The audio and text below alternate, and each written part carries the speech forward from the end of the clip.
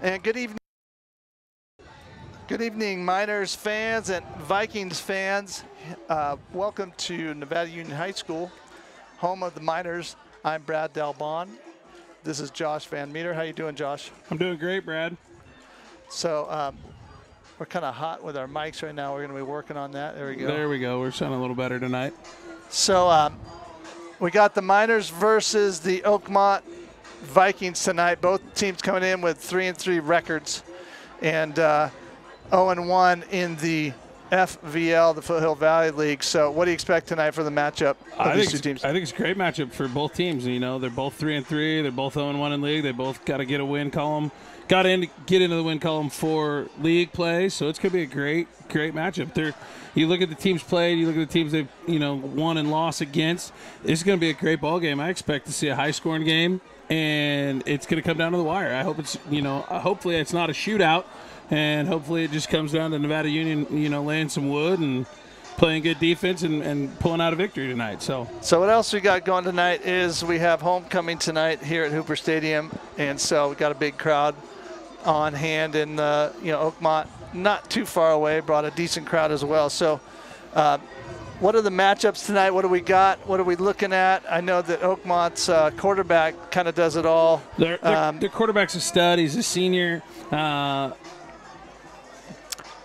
It's Mittmeyer. I think that's how I say it. Joe Mittmeyer. Mittmeyer. That's what we're going to go with, Mittmeyer. Yeah. So he's thrown for about 700 yards, 650 yards roughly.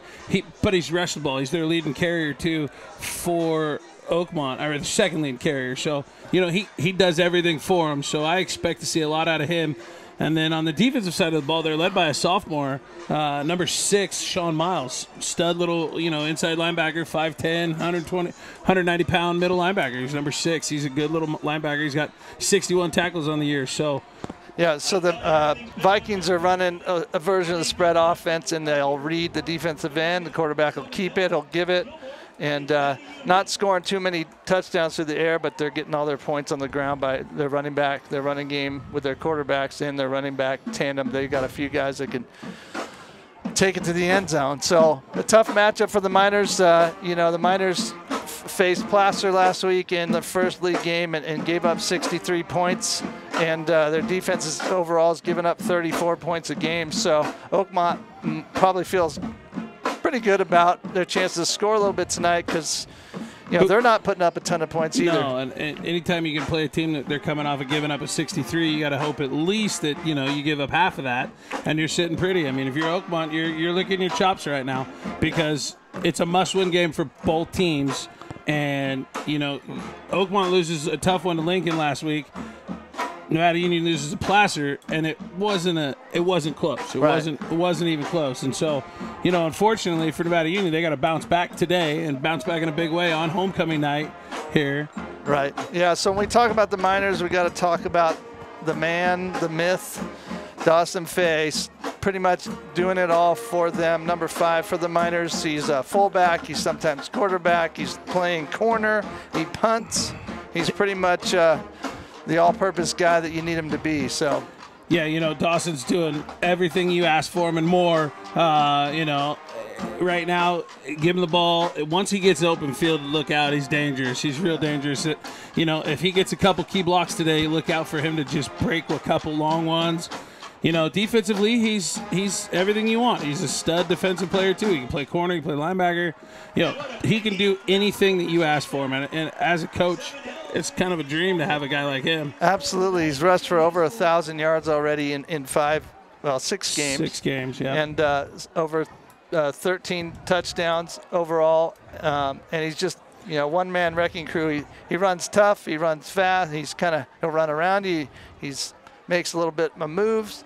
And one thing, though, he's kind of the problem for the Miners. He's kind of all they got on offense. I mean, they have other guys, but as far as statistically, not much else is happening. So if you're an opposing coach, you have to figure out how to stop number 5. You got to figure out how to stop 5, and you basically game plan to stop 5. And if you can corral him, you make everybody else on Nevada Union's team beat you. Yeah. Hey, we're not going to let him score. We're going to try and we're just seeing if anybody else can step up and beat us. And so if you're Nevada Union, you got to worry about it, because if a team does find a way to stop Dawson, you got to figure out somebody else got to score. Yeah, and the other guys that they can get to are guys like Jackson Horn, sophomores, had a solid season. Yep. Hayden Lee, who's as tough as they come, both sides of the ball. Exactly. And, you know, they're going to get the ball. Parker's going to be efficient. Parker Heilman, the quarterback, get it to A.J. Meyer. Dylan McGilvery's back after a couple games of injury. So, you know, they're going to have to, Myers are going to have to find a way to get more touches to different people and try and get different, mix their scoring up instead of having just Dawson be their guy. Yep. So, offensively, it's going to come down to the O-line. The O-line for Nevada Union is going to have to block, and they're going to have to block well, and they're going to have to give Heilman protection when he goes back to throw. They're going to have to open holes for Dawson. Right. And it's going to be a great ball game tonight. I'm looking forward to it. So let's go over the starters, Josh. We're about 3 minutes away from kickoff, and so we don't know who's going to be on offense or defense first. So we're going to give you Nevada Union's offensive starters. I'll go ahead and read them if you want to interject on some of these guys. Starting for the Miners, so the aforementioned Dawson Fay at running back, Parker Heilman at quarterback. Yep. A.J. Meyer. He's back. As a receiver coming off injury. Yep. Yeah, this is Miners' first home game in 5 weeks. I feel like I've severely aged. Season over, Brad. You look a lot older, Josh. Did I? You know. Hayden Lee at running back, Cameron Del Lago at tight end, Jackson Horn at running back, and on the line, Sammy Slay at the left guard, Christian Espinoza at the right guard, Isaiah Carter right tackle, Big Dylan Hart, all 6'9", 6'10", 390 of him. Big old boy. And John Lowe at center rounds out the starting offense for the Miners. And on defense, defensively for Nevada Union, you got Brom Lofgren at cornerback. You're going to get Dawson Fayette at the strong safety. You're going to get A.J. Meyer at the other cornerback. You're going to get Hayden Lee as one of your middle linebackers. You're going to get Cameron DeLago doubling up, double duty today. He's going to go both ways. He's playing tight end and defensive end for Nevada Union. You're going to get Duke Morales as your inside linebacker. He's leading the Nevada Union in tackles this year so far as a junior middle linebacker, good-looking linebacker. You're also going to get Logan Lopez at linebacker. Then you get Matthew Dalbon as the other defensive end opposite Delago. You're going to get Liam Ferguson as your nose guard. And then you're also going to get Carlos Reyna as your defensive tackle. And then Landon Lowe is kind of the one of the interior tackles for Nevada Union. They run that bear defense. Right, so they have 2-3 techniques. That's going to be probably Fergie and Carlos, and then Landon Lowe has been lined up over the nose guard or over the center as the nose guard. So Miners almost two platooning. They will rotate guys on both sides of the ball, so you'll see a lot of guys getting some action on the field tonight. Again, we're homecoming. This is Nevada Union Minor Vision, just so you know. Minor Vision is a student-run class that actually is a lot of students in my class, and Mr. Jason Searles runs another class that puts together all the live stream situation here at NU, and we'd like to thank all the kids. There's at least 10 to 15 kids that are roaming around behind the scenes, helping out on camera. All the camera shots, all the switching are done by students that you'll see tonight. And you know, I'd just like to thank AJA and Telestream, the companies that gave us the equipment to be able to do this, and giving back to the high school, and it's going to be awesome. Again tonight, again, homecoming. It's been 5 weeks since we've done a football game. Last week we did a volleyball game. That's awesome. So we're going to bring as many events as we can here at the school. So captains tonight. Number 50, Matthew Dalbon. Number 6, Parker Heilman. Number 77, Dylan Hart. And then number 14 for Nevada Union, Benji Taylor. It looks like they got... And number 12 out there, not in pads tonight, Arturo Marmol Rose, senior cornerback for Nevada Union. So, yeah, captains out there.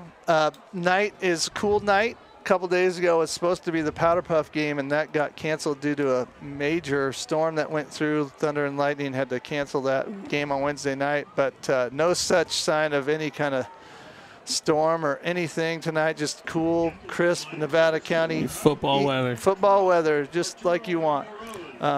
So yeah, it should be good. Looks like the decision has been made. Oakmont is going to receive facing the scoreboard and facing east. Puts the Miners on defense. So let's go over, Josh, before we might be able to squeeze it in before the national anthem, the starters on offense for Oakmont. So for obviously you got Joseph Mintmeyer, the quarterback for Oakmont. You're going to get Louis Rastelli, wide receiver. Number 15, you're going to get Jordan Green, another running back. Number 17, you're going to get Dylan Horn, another wide receiver he's a junior for Oakmont. Seth Miller is your senior wide receiver, number 27. You get into Juan Martinez, who's one of your O-linemen. Number 50, you get Josh Imedi. Number 51, you're going to get Alec Bledsoe. Ben Bateman and Steven Sparks are rounding out your offensive lineman. And then Eric Yeager is your other wide receiver, number 86. So here we go with the national anthem.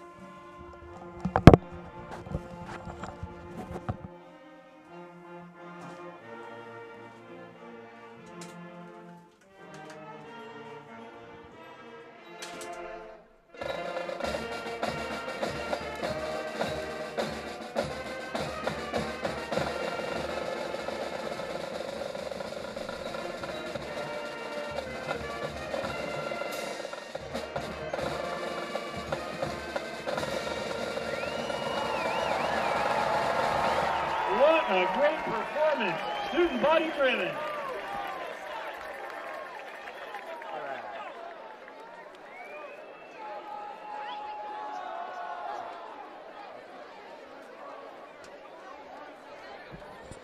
Yeah, so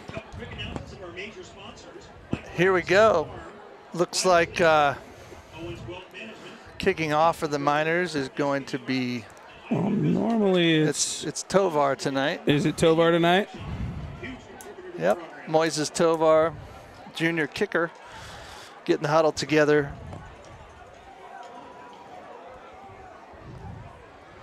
Miners kicking right to left. Moses number 81, right? Yes. Kicking right to left on your screen. All right, we get ready for the kickoff. If we can all stand, let's start this game off right. Here we go. Who's deep for us, Josh? You see? You got number 27 for Oakmont, Seth Miller. And the far side looks like number 15, Louis Rastelli. Rastelli, a senior, and Miller, a senior, both wide receivers for Oakmont. Here we go. High school kickoffs are from the 40-yard line. So let's see if Tovar, what he's got today. Here's a kick. Short one. Down to the 27-yard line, brought back by number 11. A host of Miners shove the runner out of bounds. That looked like it was number 11, Jackson Kerrigan, on the return. Yeah, number 11, the up back for Oakmont picks that one up. Like you said, a host of Miners grab him, push him out of bounds. It'll be first and 10 Oakmont from the 33. Yeah, it's about a 5-yard return. So coming out with a no huddle. We'll see how fast the Vikings move in this no huddle. We'll see. Trips to the near side. Run stance by the Oakmont line, and it's pulled pad, little RPO, and it's open, and there's good speed down the sideline. Is he going to be caught? He is not, with a quick score by the Vikings right off the bat, selling the run. And throwing the ball to number 15, Louis Rastelli, who's their main dude at receiver. He is their main guy receiving the ball for him. So Vikings showed run, faked run, drew everybody on the defense up. Basically just a run-pass option, like you said. faked the handoff, and then all of Nevada Union bid on it, and they just threw a little out route to Rastelli, who goes 67 yards for the score. Yeah, so one play, one score. And the point after touchdown is going to be attempted here. And it's up, and it's good by number 10, who does everything. Quarterback, kicker, everything. So here's the deal with Oakmont. They, according to Max Preps, they have one passing touchdown. So they just equaled their season total right there. Pretty much. And take the quick 7-0 lead. Yeah, definitely 17 seconds in, first play. Yeah, and he was lightning down the sideline. He's going to be a tough matchup for the Miners. Miners they're in that bear look. Which forces them to be in man-to-man. Which forces man-to-man coverage on the outside, and they went 4 wide, trips to this side, and they just ISO'd on that other side. He broke one tackle. He was gone. So 7-0, 11:43 into the game. And who's kicking off for him? Is it Mittmeyer? It might be. Their numbers are kind of, the font is a little tiny. Yep, tiny to see. Yeah, it looks like it's number 10. Yep, Mittmeyer. Deep to return for the Miners, Dawson Fay and Horn. Jackson Horn. Up backs are Hayden Lee and number 44, Logan Lopez. Yep.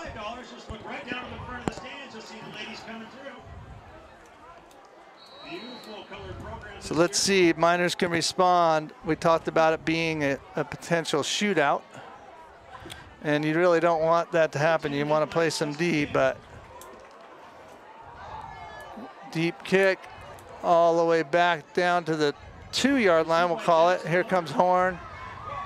A host of Vikings get Horn down inside the 20. So, Josh, anytime you're getting I've only done the 2 home games, and that was one of the first kickoffs we've seen where it's gone really deep, where the Nevada Union running back had to field it. Right. Well, that guy kicked it so far that there was nobody back there to block, because they're not used to a team kicking it that far, is what it kind of looked like to me. Yeah, they didn't move their wedges back deep enough, it looked like. Here come the Miners. Looks like buck sweep and tackle by a host of Vikings. Yeah, number 9. I'm going to put 33 in there, Danny Clark. Yep, number 9, maybe Joshua Hegman too. And the sticks don't move, so there's no gain. Here we go. Second down. Spread formation. It's like cross block, hand off to Fay, who's breaking tackles. Gets pulled down from behind. Oh, no, he doesn't go down. He's still up. Whistles blow, though. Thought I saw someone go to the ground. I think looks about like a 5-yard gain for Fay. Yeah, it looks like they gave him 5, so it'll be 3rd and 5. And Fay just bouncing it outside, hoping for something right there. I don't think if they don't blow the whistle, I don't think they get him down. Yeah, so 3rd and we'll call it 5 for the Miners. Receiver Dylan McGilvery at the bottom of the screen. Wing right formation. Looks like they're going to throw a bootleg. Hayden Lee breaking open. The ball thrown to him. Oh, just inside of him. He had the man, overthrew him. Hayden did break open, looking over his right shoulder, but the ball was thrown inside too much, so it turned him around. Yeah, he was open off the break, and unfortunately the ball was thrown just out of his reach. So in a punt for Nevada Union will be Tovar. Tovar struggled last week. He's got a good leg, but most of the kicks he had were almost straight up and gave Placer a lot of good field position. And Dawson Fay came in after like 3 of those and relieved Tovar of his duties. But now they're giving him another chance. We'll see if he's adjusted to kick. Yeah, a little bit, not as great a kick, but a lot of room up the sideline. The 2 inside backers make the play. Yeah, Morales and Lopez both in there on the tackles. So it looked like Tovar worked on trying to drive the ball more at a lower angle than popping it up, but that one went off the side of his foot right to the receiver. So here comes Oakmont again in a doubles formation. Again, no huddle, but they only ran one play, so we don't know if they're going to get up there on the ball really fast or just line up without a huddle and call their play from the sideline. So here's the play. Pass, looking down the middle. People aren't open. Pressure put on. Ball in the air. Caught. A tremendous catch by number 86, Max Bumgarner. Coverage by Horn all over his back. But a great play by Bumgarner.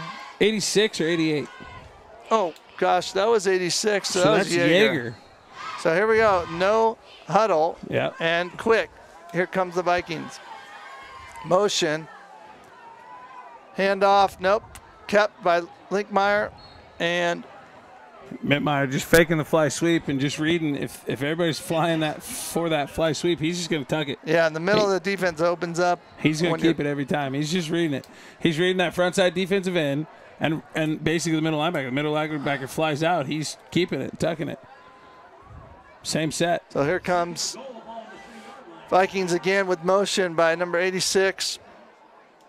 And a little bit of roll and a pass. Pressure put on Hayden Lee. It's hard to get away from him. And it's a sack. That's a huge play on second down. Makes it. Go ahead. Hayden Lee just comes in there, and Mittmeyer steps up, tries to elude him, but Hayden Lee wraps up like you're supposed to do, grabs cloth, and you're not going to get away from Hayden Lee like you said. Yeah, Hayden Lee, wrestler. He's probably the strongest kid pound for pound, if not completely the strongest kid on the team. So here we go, 3rd and goal for the Vikings. Press coverage on both sides of the field, doubles motion. Again across the formation, setting up with a run inside, handoff, movement, and touchdown. Give me a number, Josh. Number 17, their starting running back, Jordan Green, little 5'4", 150-pound running back, senior, and water bug quick. I mean, you couldn't find him coming through the hole right there. Yeah, off tackle, open with that motion. Even though it wasn't jet motion, they set the strength to look like it was running to their left. So and handoff coming back weak side. So right off the get-go, Hayden Lee gets, he's out he's stretched out, and then his guy goes in motion, so he's on a fire call basically. He's coming off the edge hard. They just let him rush upfield, and they kicked underneath. So Bram Lofgren almost comes through blocking the kick by Mittmeyer, again kicking it through. So the score is quickly Oakmont 14, Miners 0. 8:50 left in the first quarter. So Miners, it's tough when they go down and score twice and you go 3 and out. Now you start kind of questioning things. And so we've talked about it before in these home games when the scores start stretching out a little bit. You got to have an answer. You got to have an answer. You got to come back.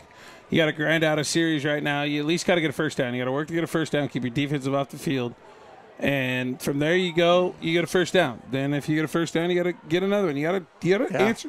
They need to keep the ball and not go 3 and out. I mean, at least, shoot for 2 or 3 first downs. Keep your defense off the field because they've been out there a lot already. So Mittmeyer kicked it to the 1-yard line last time. Let's see if Nevada Union makes an adjustment on their kick depth. The returners are deeper, and this one has a chance to go out of the end zone. Wow. And it's 5 yards deep, so Mittmeyer is as good as advertised. Yep, he can do a little bit of everything. Senior leader, running the show on offense, big leg. When I was reading all the stats, and the stats just basically jump off the charts with him doing pretty much everything. So here we go, Miners on offense. See what they could do.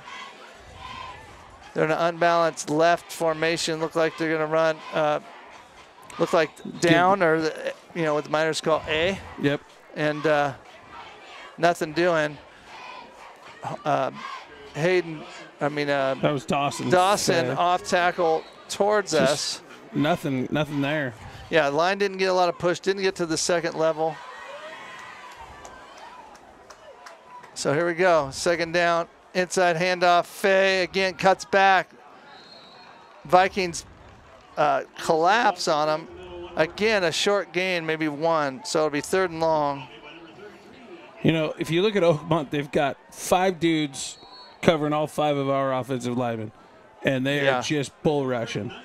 They're not gap controlled. They're just straight bull rushing. And now 3rd and long, there's they got to pass. So their ears are going to be pinned back even more. Well, they back off a little bit with their defense, knowing pass. Miners spread it out a little bit. A little pressure on the edge. Parker looking to throw. A lot of trouble. Kind of fumbles the ball out of bounds. Maybe got hit. I don't know if the referees. Yeah, I think it got knocked out of his hands. We'll call it a fumble. And they're giving him. I think they're just going to mark it at the 14 where he initially fumbled the ball. So he must have been right on the sideline out of bounds. So 4th down, another 3 and out. Tovar punting. He'll be standing at his basically goal line. Yeah, so the ball's on the 14. He's at the goal line. Be kicking it around the 5. See if we can get a better boot on the ball. And not pretty, but effective. Ball's rolling down inside Miners territory still to the 49. Yeah, he fumbled the snap, and so Oakmont had a full return on. They didn't have a block on, so they, their guys are taught 1, 2, and then peel. Right. So they all peeled, and he hadn't kicked the ball yet, so they're all down there. Right. And luckily he helicopter one once, and it takes a Nevada Union bounce. The other thing is he had his knee on the ground. If he caught that cleanly, it might have been down at the 2-yard line. So here we go, Vikings on the move again, rolling Mittmeyer to throw. Off balance, got a man, and big hit laid by Brom Lofgren on number 15. Lofgren playing really, really well. And he breaks on the ball and hits the guy. And number 15, Seth Miller, as he coming down, he has the ball caught. And Lofgren drops him and incomplete pass. Yeah, that was Louis Rastelli on the receiving end of the hit. Had it in his hands and dropped it. So Oakmont 2nd down. Double set to both sides. Motion by Rastelli. Might keep giving it to him here. They do. He's going wide. Matthew Delbon springs it out. Here comes the rest of the defense. And Duke Morales. Duke wraps him up. Again, that's Duke's kind of forte, is running those plays down inside out. Inside out, running from the inside, just running downhill, as they used to call it before we made all these flat turf fields. You used to be able to run downhill. So 3rd down and long. That was about a 1-yard gain. So 3rd and 9. Here comes Oakmont. Passing. Pressure on by Lowe. Flips it to the receiver who drops it. Oh, man, he had that play set. So Mittmeyer, as we said, as good as advertised, he goes, threatens the line like he's going to run it. Right at the last second, pulls up, dumps it over the top, and just right through the hands of his number 3, Kane Roscoe. So now the question is going for it or not, and it looks like they have the punt team in. Well, your quarterback's your punter, so you got to worry about that one too. A kick and throw. And they're running a real spread punt, which puts pressure on a defense. So it looks like they are going to kick it. And Mittmeyer's got a huge foot. This one, takes a Oakmont bounce. Wow, that kind of looked very college-y. Great punt. There's a penalty. And the ref's trying to get the chain guys focused because they were moving. And that, I didn't even see the flag. I think they're going to, my guess is legal formation. Yep. And that's what it is. If I'm Coach Sparks, I make him kick it again. Absolutely make him kick it again. Not only because of where the field position was, it was because, their punt team's a little bit tired, got to run down the field again. So move your returners back, knowing that he can boot it. Mittmeyer's got all kinds of leg. I think my rule when I was coaching it was, make the guy out kick you. If he hasn't out kicked you, then get up. You can always run up. It's harder to run back. It's harder to run back, field a punt. Here comes pressure. This one better kick for NU. Fair caught by Fay at the 18-yard line. So Miners gain about 15 yards off the penalty for the illegal formation. And so they take over, not having done a ton offensively. Let's see if they can get a first down here and get some momentum. Just keep the crowd in the game. Just got to get a first down. Just got to move the chains once. Yep. So do something to keep your defense off the field. So here we go.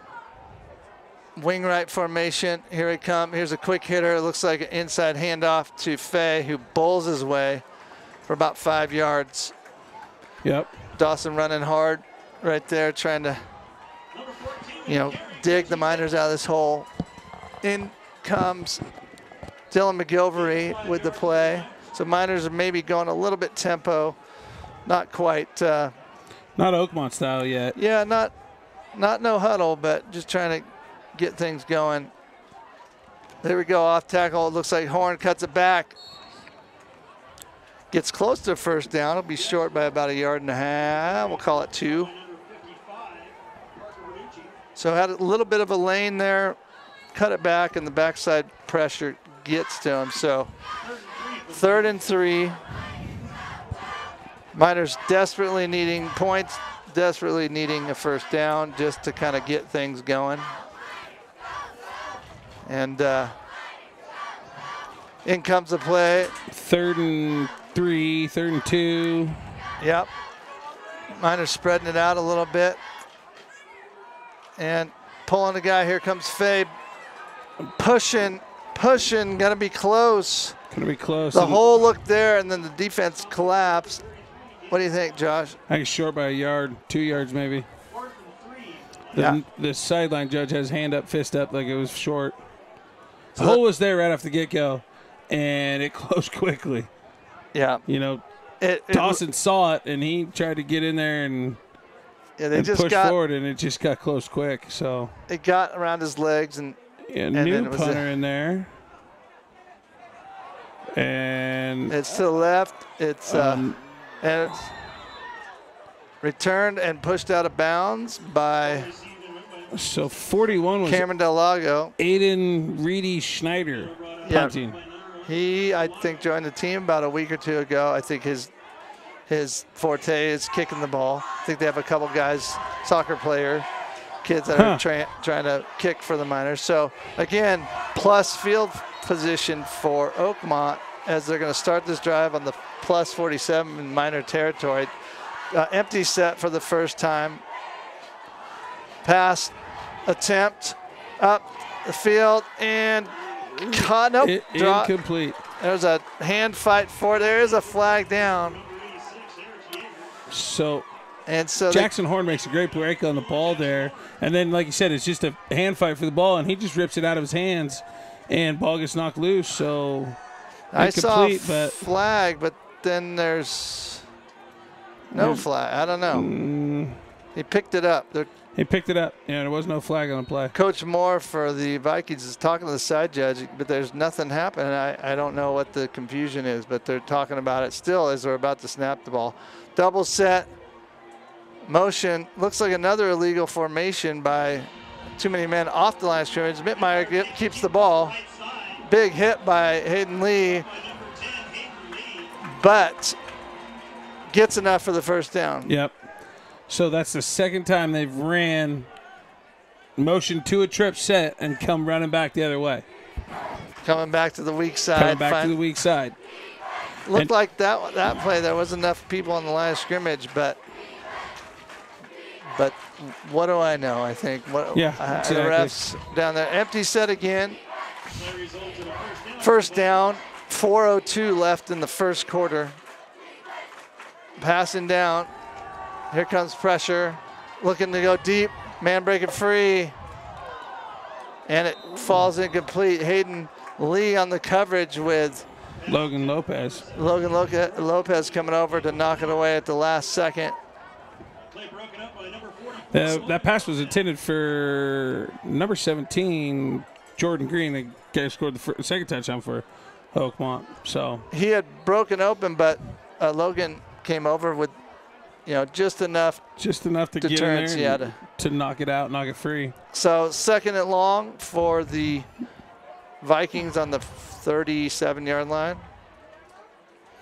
They're swinging it out. Nope, they're going to come under with a screen. Big play by Dawson Fay. Shooting through. Miners are in that man coverage. It's the Oakmont's line has to get out there and pick off those guys, and Dawson squeaks his way through to make that play. You see a lot of those, the tunnel screens, what they're called basically, and those plays get made when corners can read it and just knife through and not get picked off, like you said. So Dawson making a great play for coming up on a huge stop on second down.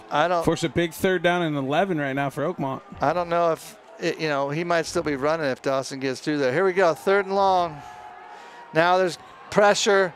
Mittmeyer open. He's going to run for the first down and gets out of bounds. Here's the deal, Josh. We've the last few years, Miners have taken on teams in the SFL. And the last couple of years have had to deal with Folsom and their quarterbacks that they've had that are runners. And what it does is it puts pressure on the defense when you have to normally defend 5 receivers. Now you have a 6th that it's hard to account for them defensively. So the Miners covered everybody there. They had everybody covered except for the quarterback. Mittmeyer, it's man-to-man. He's going to get a lot of running room if he breaks through the line because everyone's got their back to him chasing the receivers. Here comes motion. And whistles, stop the play. False start. Far sideline. Line judge calls it false start. Might have been the left guard jumping out a little early. So it'll be 1st and 15 with 3:01 left in the first quarter. Ball is on the 34-yard line. So, again, like you said, going back to that, they had everybody covered except for he breaks contain up the gut and then breaks it to the sideline. In general, that's a good play. Pockets there, collapses, receivers covered, but one guy breaks through. Here comes Oakmont, handoff inside, and busting through. Initial tackle by Duke Morales missed. And that's little number 17. He's tiny. You're small but power packed. Doesn't go down easy. He's every time he's run the ball, he's dragged defenders with him. So a lot of heart and desire. He's their leading receiver or leading rusher too. Yeah. So you guys, it doesn't matter size, whatever. If the guy's leading rushing, he's doing good things. Right. So doubles formation for the Vikings. Second and long. Now motion to the trip set. Now they run some counter action back inside. Big hole. Tackle by, look like Hayden Lee and number 57. No, that was 27. 27. Yeah, Caleb Smith, I believe. Oh, Caleb Smith, okay. First time we called his number tonight. So they run in motion.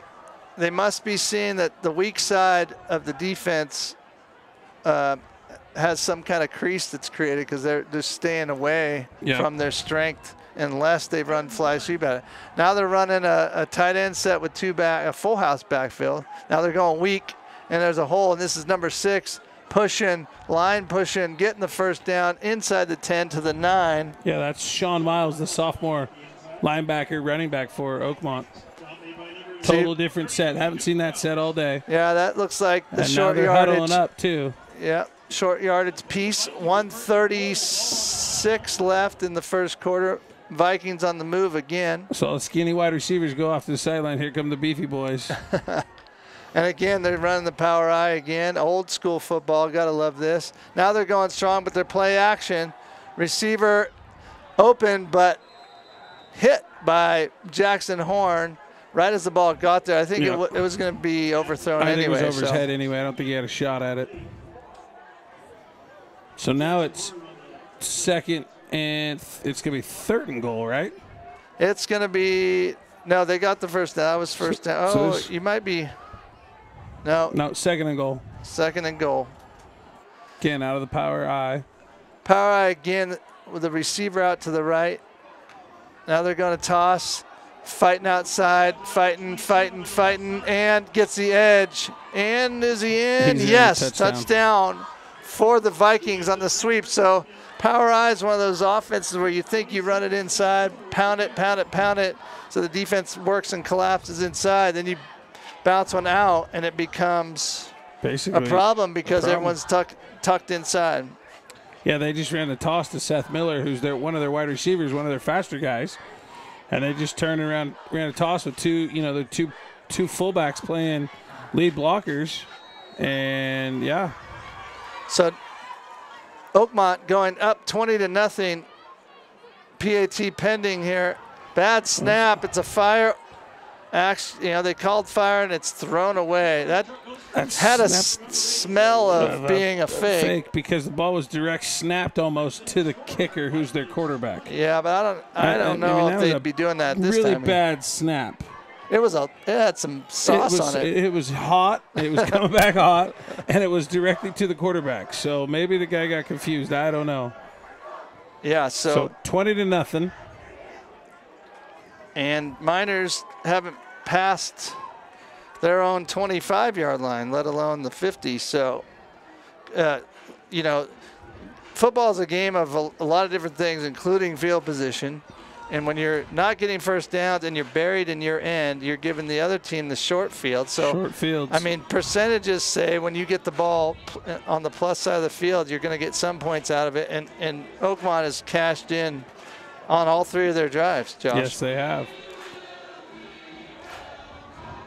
So, again, let's see if Mittmeyer can kick this one out of bounds. I mean, got to give a chance for Nevada Union to return something here. If I'm Nevada Union, I'm hanging out at the returners are at least at the 5-yard line, if not deeper. Well, here goes Mittmeyer with a huge booming. They're high. This one's going to be fielded. Tough to see at night. Ball is loose. Ball is everywhere. Who's got it? It's hard to see.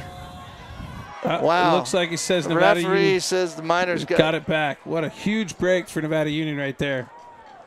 Dawson looked like an outfielder there that lost the ball. Lost the ball in the lights. And that's one of those, like night games, sometimes you lose the ball. Yep. I mean, the ball, it's a dark ball. The kick was almost higher than the lights. Yep. And, that's trouble if you're not, that's tough to practice too. No, you can't practice those. So Miners are fortunate. Benji Taylor comes up with the ball. Minute 4 left in the first quarter. Miners starting at their 19-yard line. Coming out in a wing right set. And they're throwing out first down. They're looking to go deep. They're taking the shot, and it's tipped away at the last second by Louis Rastelli. Pass intended for A.J. Meyer. So the Miners changed their play calling, go deep on the first play. And A.J. kind of had a step. The ball was slightly in the throw. If that ball's in front of him, he's got him beat. And that's just the yeah, he's just got to get it there. I think he held it a little bit too long, and what ends up happening is your receivers get out of your, they start running away from your arm. Yeah, running out of your arm. So here come the Miners unbalanced, and it looks like they're running sweep, and who is that? Looks like it was Izzy Gonzalez. Gets caught from behind. Yep, was for number 4, Izzy. So the Miners are 3rd and long again. I think he lost like half a football. So it'll be 3rd and still 10. So Miners having trouble moving it. Quarter is almost ending. Got to get another play off. They don't have time to let the clock run out. So got to hurry up here. In high school football, there's no clock that shows you when the balls need to be snapped. So you have to look at the back ref who's now counting down. Miners should get it off, and they do. Running cross block, off tackle. Dawson Fay makes a move, makes the corner miss. Now he's up the sideline. He's tough to stop when he's out there. Runs it out of bounds. So huge hole for Dawson after getting through it, and then, finally gets Nevada Union to the other side of the field. So Dawson creates a hole. The line created a hole on the right side, big hole. Dawson broke a tackle, made the safety miss, then started running outside of people. They're setting up. Dawson went out of bounds, so the ball will not, the clock will not stop until the ball is snapped. So there should be the last play in the first quarter.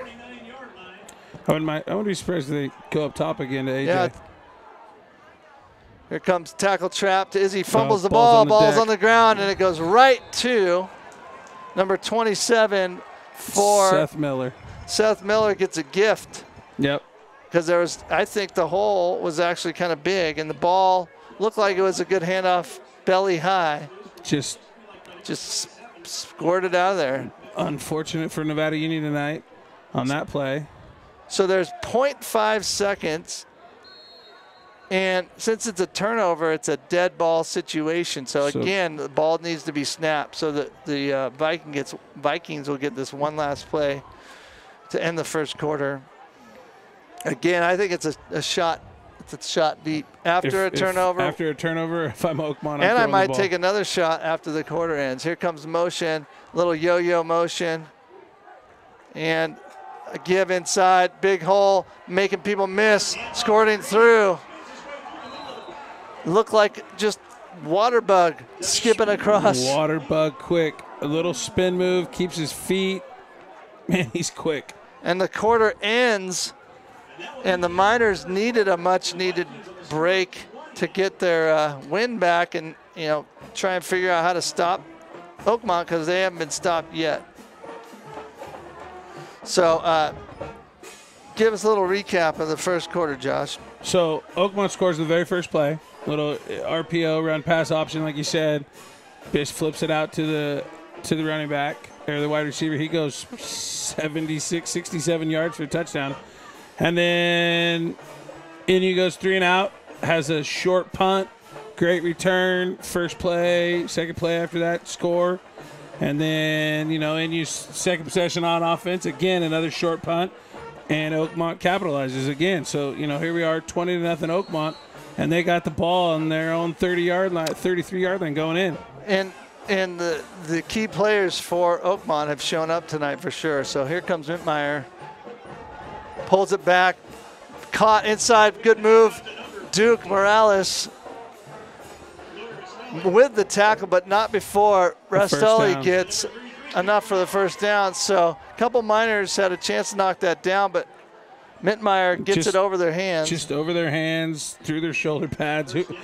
Who knows how they got it through, but he gets it through over, you know, over 27, Caleb Smith and Hayden Lee, and then he squirts up for a first down.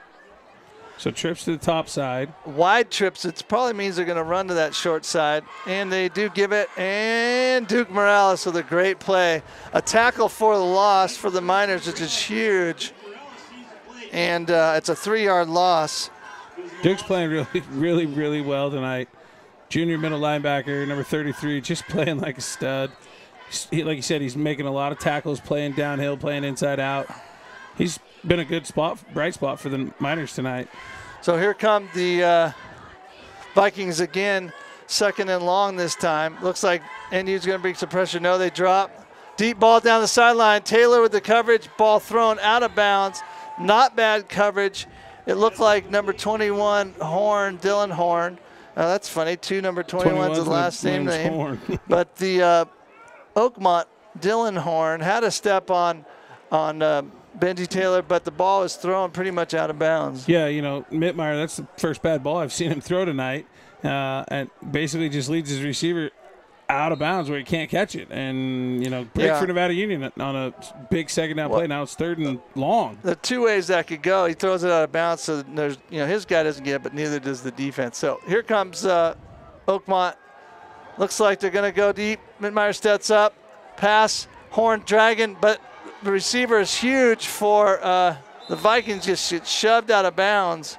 That's big number 88, Max Bumgarner. Nope. 86. It was Yeager. Eric Yeager.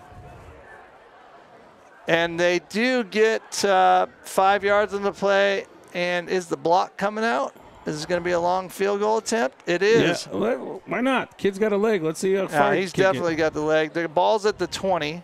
They'll put it down 7 yards away, so it'll be a 27, 37-yard field goal attempt.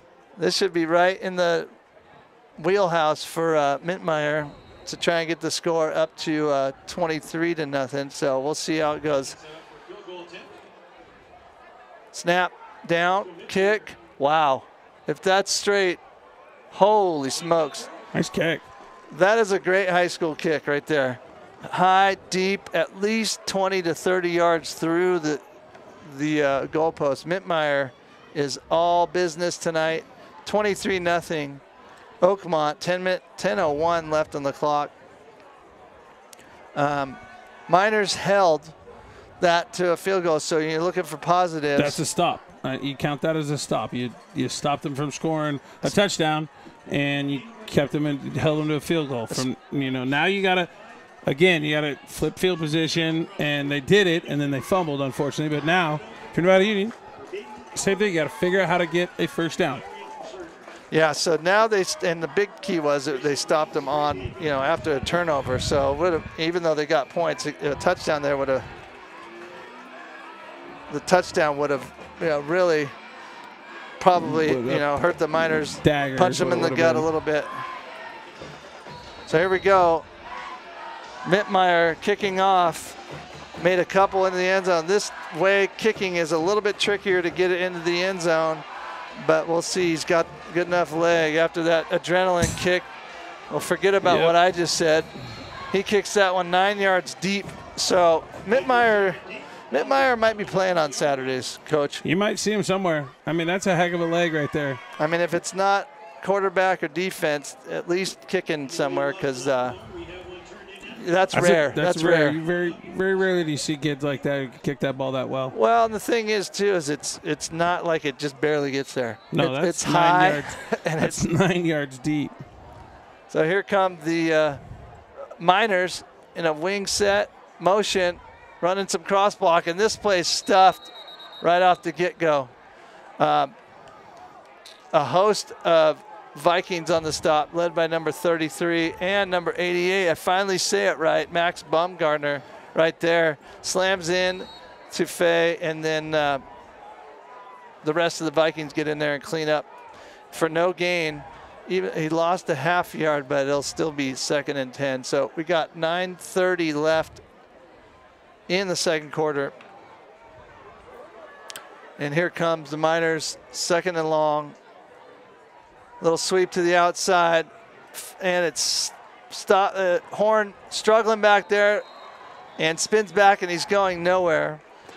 And it looked like he might have had a lane, but then the pursuit came from behind to get him. Yep. It looked like he was trying to reverse his field after breaking out of that arm tackle.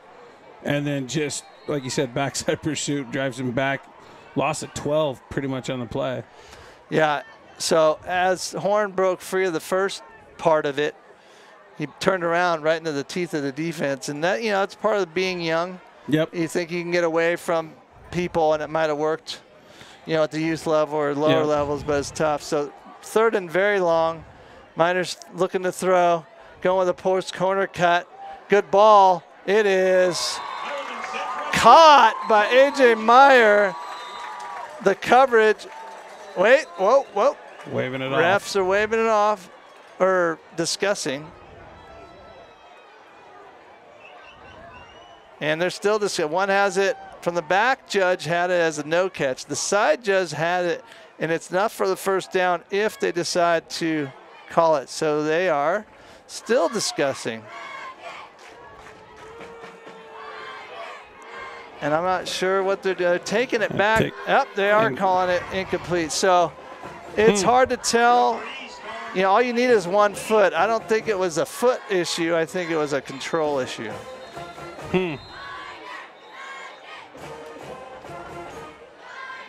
So now Coach Sparks is. Coach Sparks took a timeout to basically to go talk ask to the this ref. referee what he saw. We have it as a catch here down on our sideline. Of course, we gotta. We don't get to see the sideline from where we're at, which is, the side judge got the call, and I guess the back judge overruled him. Well, the question I think Coach Sparks is bringing up is if it's possession versus feet, because AJ's feet were definitely he was 2-3 yards inside the hash. And so it has to be control, if anything, but the back judge can't see that. So Coach Sparks fired up, as he well should be, because that, from our angle, from where we're at, that looks like a catch. Everything about that. When everything. AJ rolled over, he still had the ball. So, I don't think there was possession. I don't see how the back judge can make a call of possession or of feet. I don't know. So the Miners are forced to punt now instead of having a first down near midfield. Here's the punt. Reedy Snyder gets a decent one off. Fair catch signal. And made by number 27, Miller, Seth Miller. Seth Miller down on that play was Hayden Lee, number 10. Doesn't come off the field. Yeah. he does it all, both sides of the ball. Now, again, field position when you're, even if the Miners get stopped after the catch by Meyer that we thought was a catch, they'd be punting from this spot, and the field position flips. Yep. If you're Oakmont, you've played every possession in Nevada Union territory. Oh yeah, and here comes motion to the wide side of the field. Little trap inside. Looks like the quarterback's keeping it, and finally, big 65. Carlos Reina gets him, wraps him up, grabs him this time, doesn't let go. There's a late flag, and I'm not sure. I wouldn't be surprised if that's on. Yep, on swinging the. They're saying after the play that Carlos pushed him. I saw him get up. It looked like he was celebrating the loss of the tackle for the loss, but I guess he ended up pushing him at the same time. So. Huge penalty. That's a mental breakdown there for the Miners. That's a huge 15-yarder. Miners can't give up free yards, especially after a tackle for a loss. Yep. And here come the Vikings in a doubles formation. Motion again to the wide side. Consistent. Here comes counter back, weak. And Miners hold up pretty strong there, about a 4-yard gain. So that's probably the 5th time we've seen that. Strong side motion or out of doubles motion to make it strong side, counter weak, and at some point you're gonna see Mintmeyer fake that and keep it coming around to the 3 wide receiver side where he's got blockers. Well, if you're running man-to-man and you motion a guy 2 trips, you're taking a guy away. So the numbers is to run it weak. And you could see it here in this formation. The weak side is available for. Now they're running unbalanced, and they're going to the wide side, and they're looking to go wide. And they get to the edge, and it looks like there's a Miner down on the field. I can't tell who it is. Looks like it's Matthew Delbon was down. Holding, there was a flag on the play too. I didn't see holding. So Matthew switched numbers. Matthew's number 43 now. He was 50 to start the game. And right? I'm not sure. Yeah, he was 50, but he's been playing some tight end, and so they switched. And I don't know if there was a hold on him, but he laid down. It could have been a crack because they got outside. But they called a hold. Called a hold. You can't crack down on anybody anymore when using your shoulder pads. But you could crack down with like open hand, extending your arms. It's kind of a weird rule. But that's not what they called it. Well, they did call, well, that was a hold. So either way. You can't hit anybody when you're playing football anymore, so. So you can't crack down. Yeah, you can't crack down and smash people. You have to have open, extended hands. So here comes trips to the boundary, and they hand it off, and a missed tackle by Hayden Lee. But here come the host of the Miners runners still up. Good hard Bodies are flying everywhere. That was number 3, Kane Roscoe. Roscoe stood up but pushes the pile for about, 5? Yeah, 4 or 5. So he was hit for a loss in the backfield. Yeah. But it's still 3rd and 15. 3rd and 14 for the Vikings.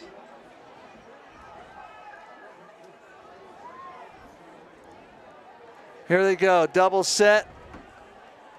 Looking to throw, running a wheel route on both sides, pressured, post down the middle. Oh, Logan Lopez had a shot at interception. Logan right there. Lopez, and see, Logan Lopez might have the worst hands on the team. Logan, I love you, Logan, but your hands are not so soft. Logan is a linebacker playing strong safety. Yeah, they walked their safety back. He was actually the free safety there, so had a chance to be a hero right there and really turn it, because he would have had a lot of yards to return it on. Yep. So right through his hands, and here comes. Is he going to try another one? Yep. Mintmeyer, why not? Why not? So this one's from 27, 30. This is a 44-yarder officially, right on the 34-yard line. Yeah, so 44-yard field goal attempt. He's already got a 37. And the snap is clean. It's a long kick. If it's straight, it's going to be really good. Wow. Oh, my gosh. Another bomb.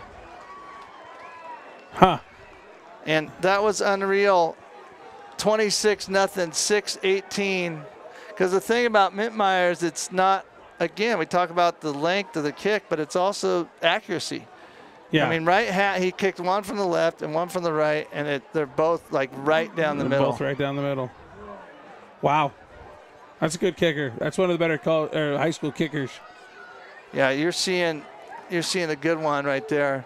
So again, the Miners hold him to a field goal. Had an opportunity for an interception to really truly get a stop.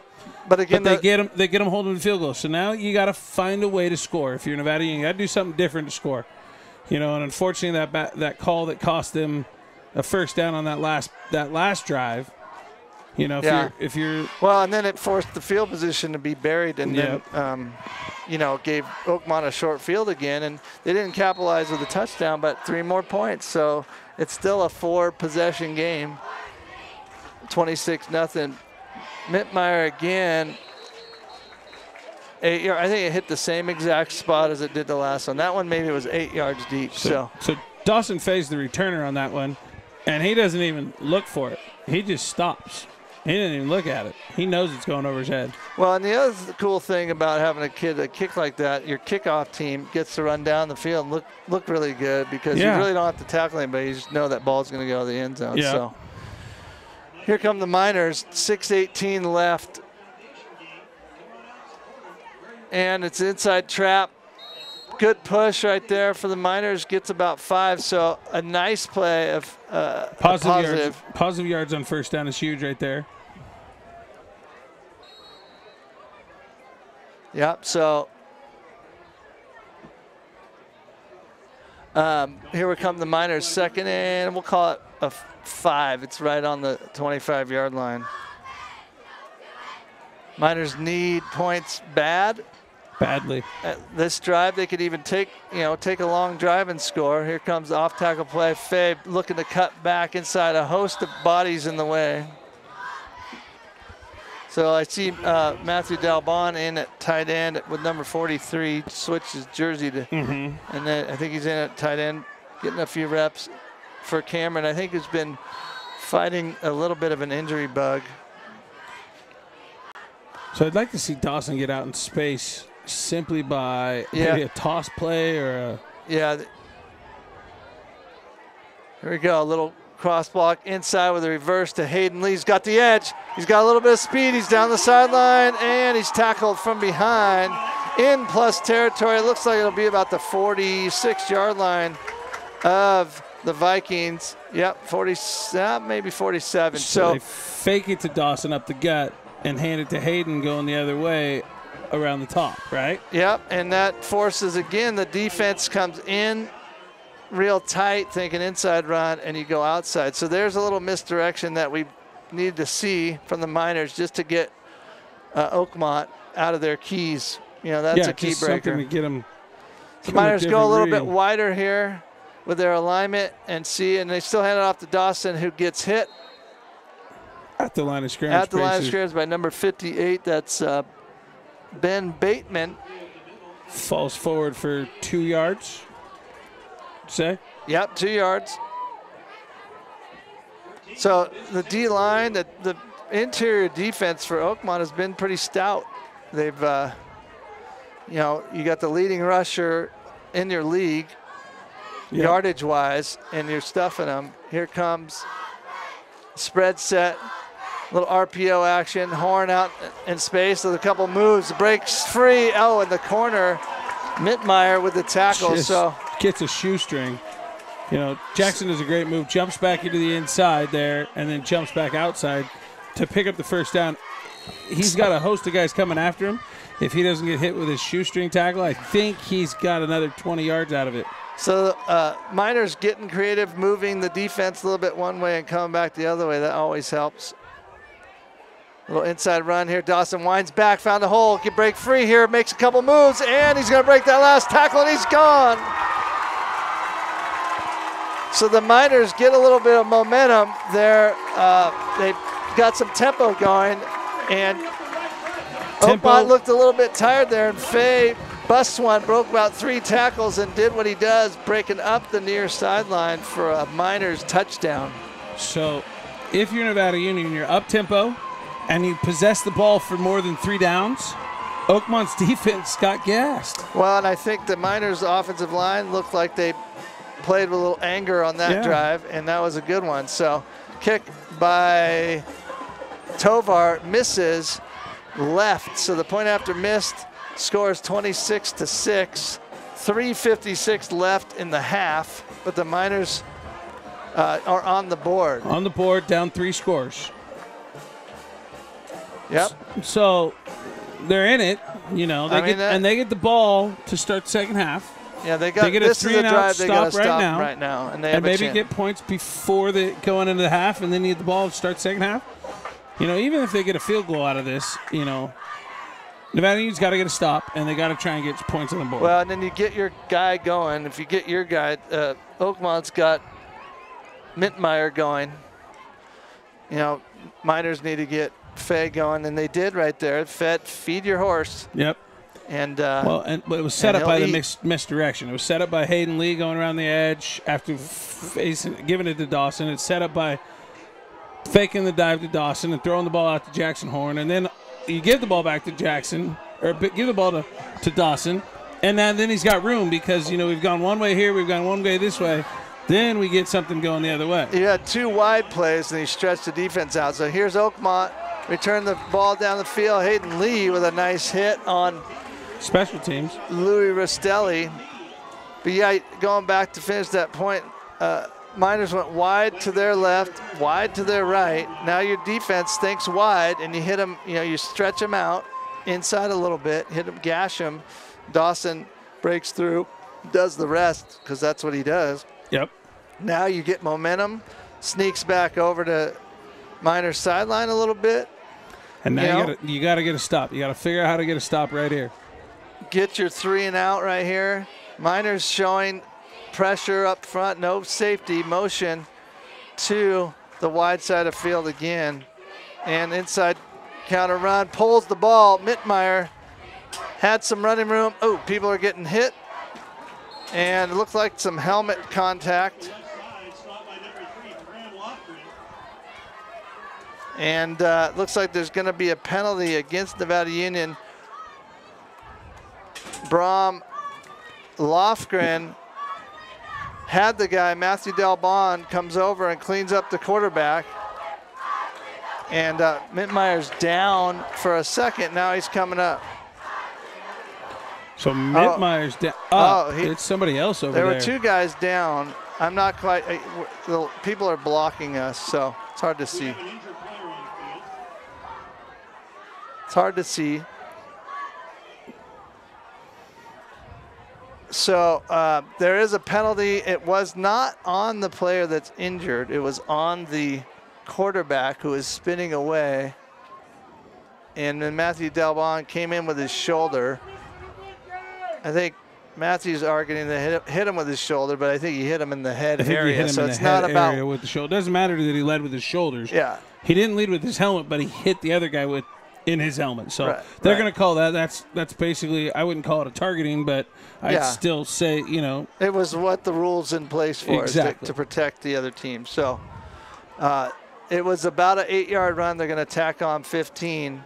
So the ball's all the way up to the Miners' 45, and the Oakmont player's still down. We don't have a number. My guess is that it's the receiver who was out there blocking. Got caught in the jet wash. He got caught because his back is to his quarterback running for those extra yards, and then there was a pile, and it could have easily been rolling up over his legs. The Oakmont coaches look concerned because their training staff's over there and all the coaches. A lot of times when the coaches come over, I mean, not to make light of other injuries, but when it's a little bit more serious. It's a little bit more serious when the coaches come over. So he's up. It's not a head and neck. I don't think. Sitting him up. It's hard to see from here if they're working on his legs or what, but he is sitting up, so we know there's movement. That's good. Definitely good to see a guy sit up. So there's 3:42 on the clock. Injury, stoppage. Oh, I think he's getting up. It is Seth number 15, Louis Ratue. Well, you know what? Stilly. Unbelievably, he's moving pretty good for the amount of attention he was getting. Yep. And he kind of has a walk like it might be a quad or a hip. Or a hip, maybe a hip flexor. Yeah, he could have got bent all kinds of different ways. Yep.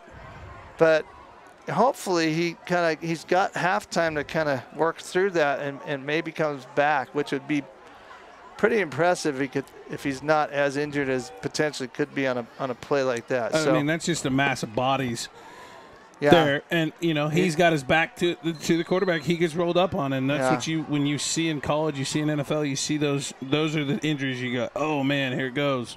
So here's the double set, 2 to each side.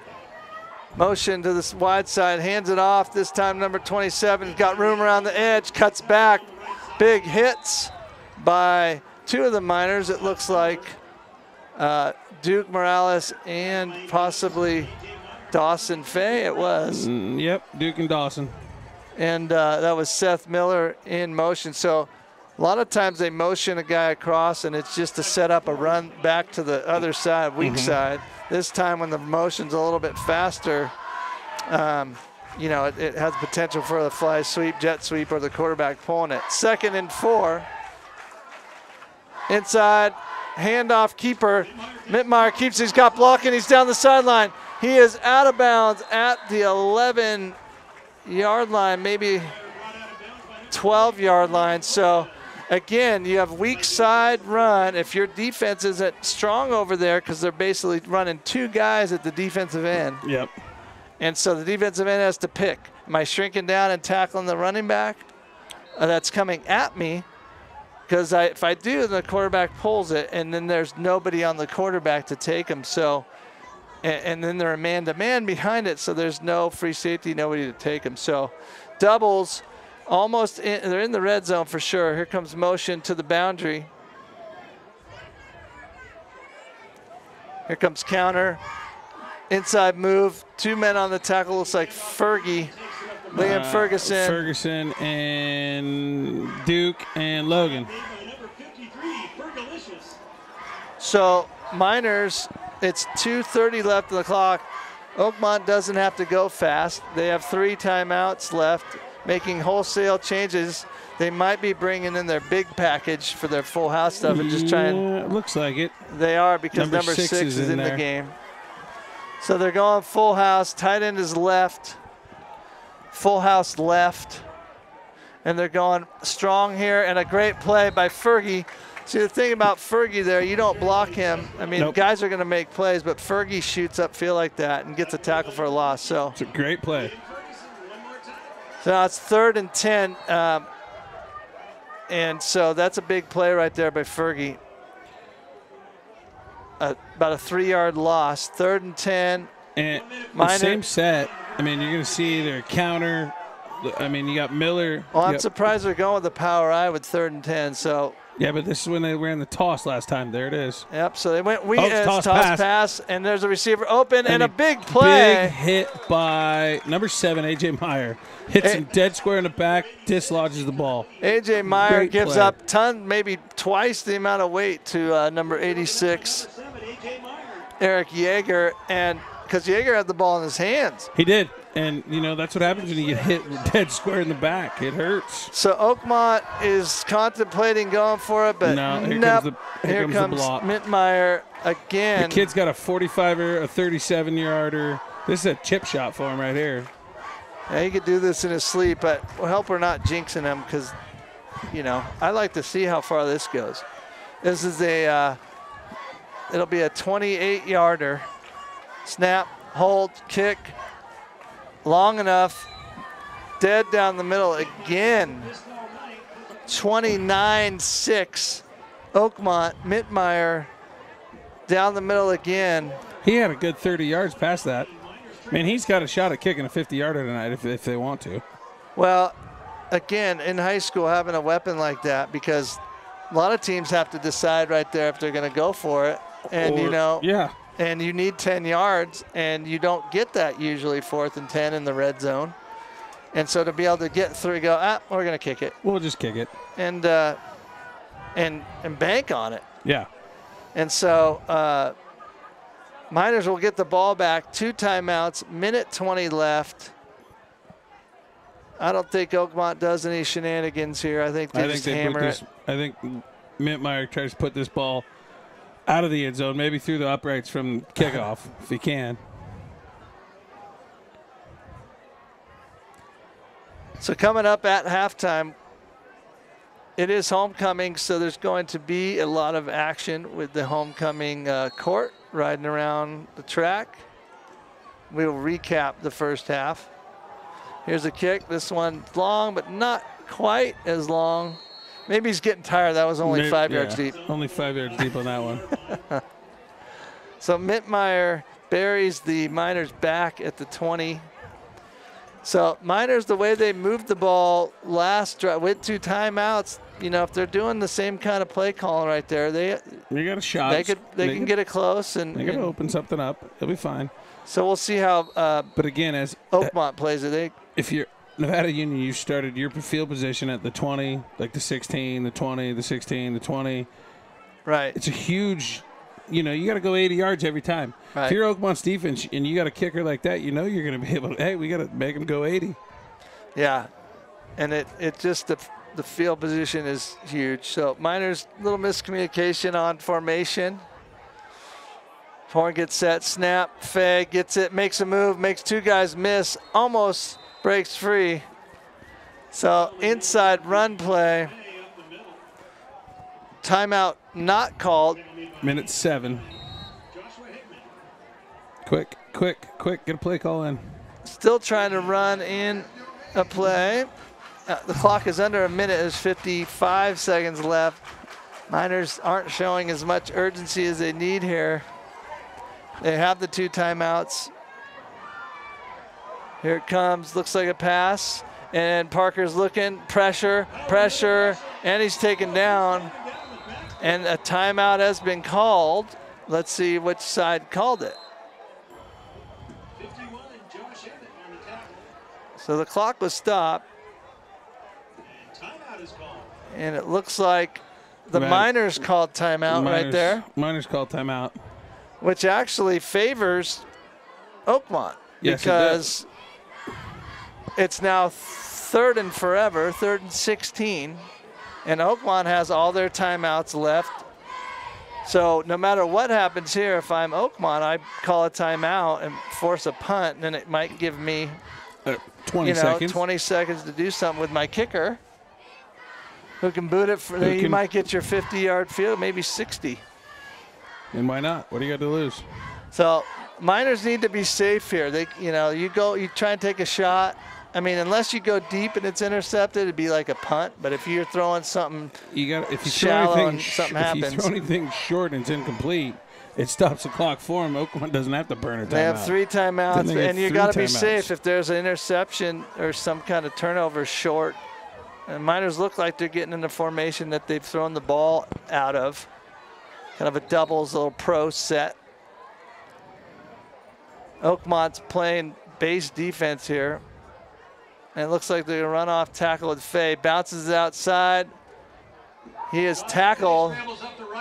And it looks like Oakmont's content with letting the clock run out, which surprises me a lot. I would call a timeout there and make the Miners punt. Go block the punt or something. But they're up by 23 points.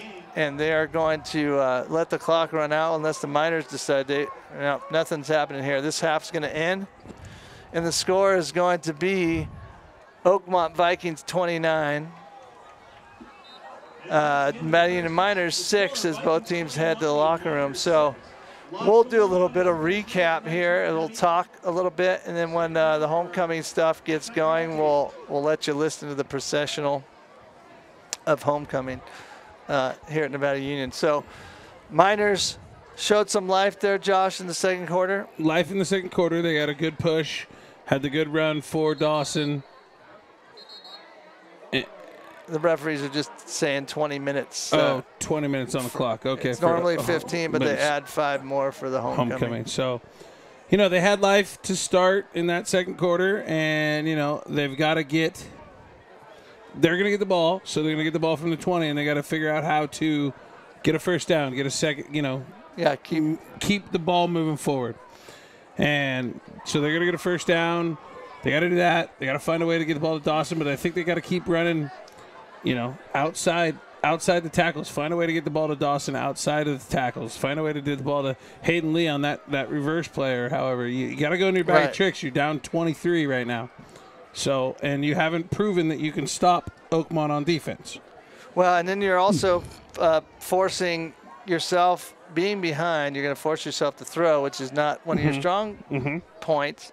And so if I'm Oakmont, I could dial up some blitzes and put pressure on you. But, Dawson's he's a quick strike guy of himself. So, Miners have options. They just got to, no more conservative. You got to take some shots and really get after him. And, the defense buckled down a little bit there. I mean, Oakmont moved the ball towards the end of the second half, didn't get the touchdowns, but did get 3 field goals because Mintmeyer is just a stud. He's got a great – that's one of the better kickers I've seen in high school football in the last 5-6 years.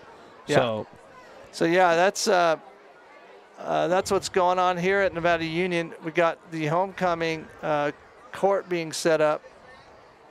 Big announcements. The festivities have gone on all week at the school. Yep. Tomorrow night is the dance here at Nevada Union. I believe it's on campus this year in the multi-purpose room, which is, if you do it upright in there, it looks like a cool place for it to hold a dance. So a lot going on. Homecoming 2018. Who do you have, back to the game, who else besides Dawson in your mind needs to break free for the Miners? What? After Hayden's long run, he's your game breaker. He's your guy who's got to get free. They haven't given the ball to Izzy much too. I don't. Izzy's kind of elusive, and he can do it. And the other guy is having AJ. AJ had a great catch on the sideline that got overturned. You got to find a way to get him the ball too, and maybe get the ball in the flat, see what he can do. Yeah, see if you can get the ball to Horn. I mean, you got to open it up. They've proven that they can stop Dawson. So you got to figure out how to get somebody else the ball and make them beat you. Well, the other thing is as the cars are rolling in the homecoming court around the track, haven't got a turnover yet, Miners. Nope. Nope. And haven't created one, and also haven't put pressure on the quarterback. Now they're running the ball more, which is their forte. But when they have thrown, he's had all day, and then when the pocket collapsed, he's a good runner. He's been able to run free. He's elusive, and he's a good runner. So it's one of those things where if the Miners want to have a chance, they have to get turnover. They have to have more possessions. They've got to possess the ball more. Figure out how to do it. They've got to.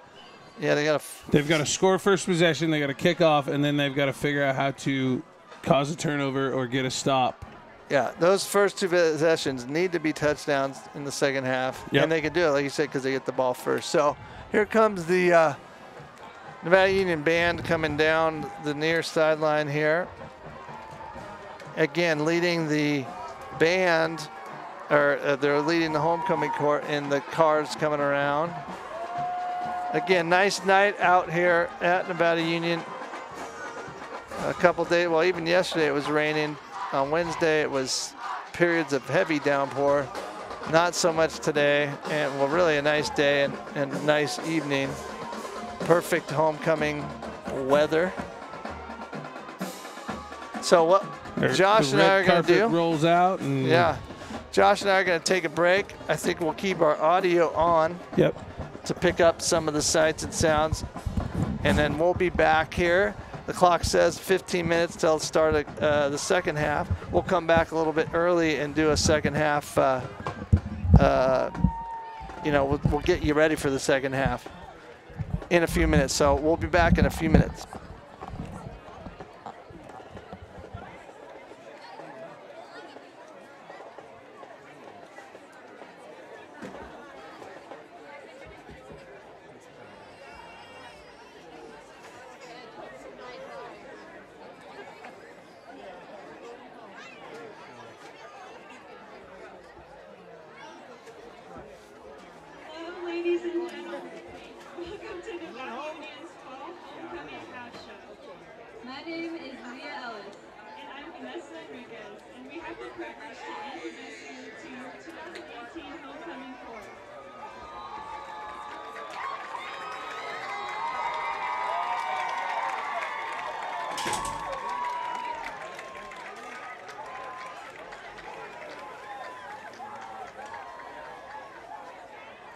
Coming up first is your freshman prince, Ben Washburn, along with the freshman princess, Helena Conzener. They are rolling up in a 1954 white Corvette owned by Dave Tripp and driven by Todd Tripp. What a cute duo.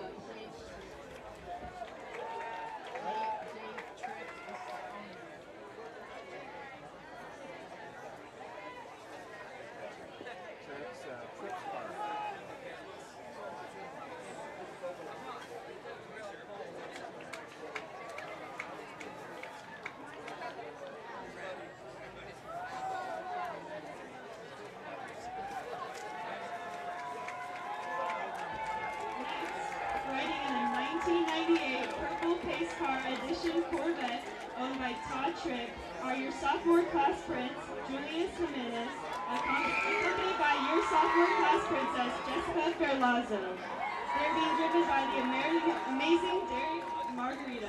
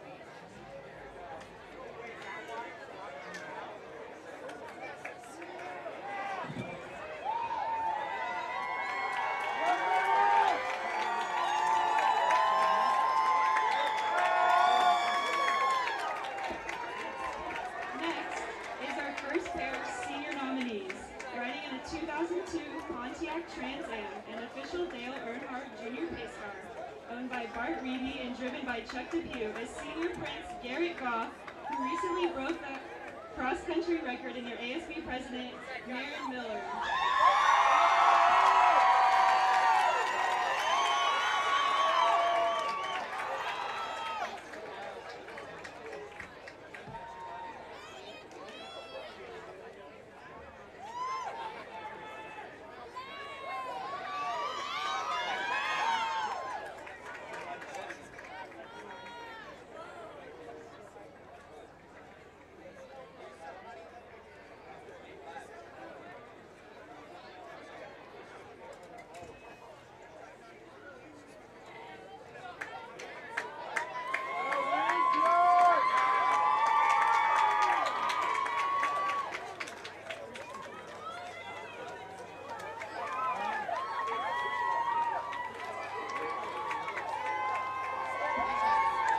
Second, riding in a 2002 blue Ford Mustang, driven by the owner, David O'Looney, is senior prince, known for his great sense of humor, Lincoln Bono, and senior princess, Molly Burton, who enjoys basketball and participating in student leadership.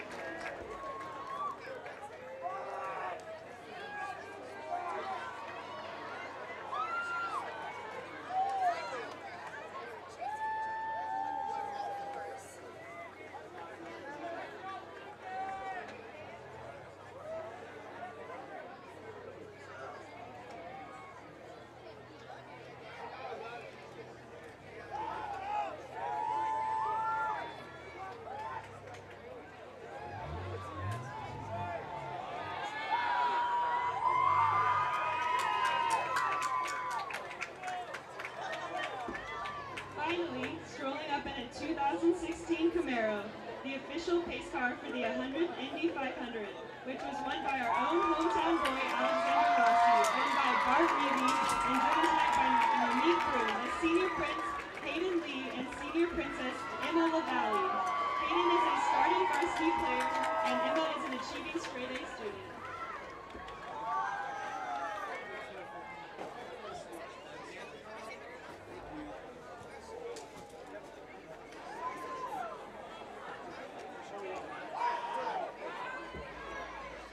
We would like to thank all the car owners and drivers for bringing their cars tonight and being a part of our homecoming event.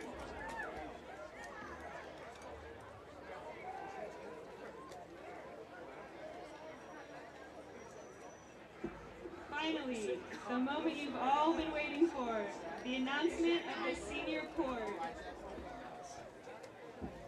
The second runners-up are Prince Garrett Goff and Princess Marin Miller.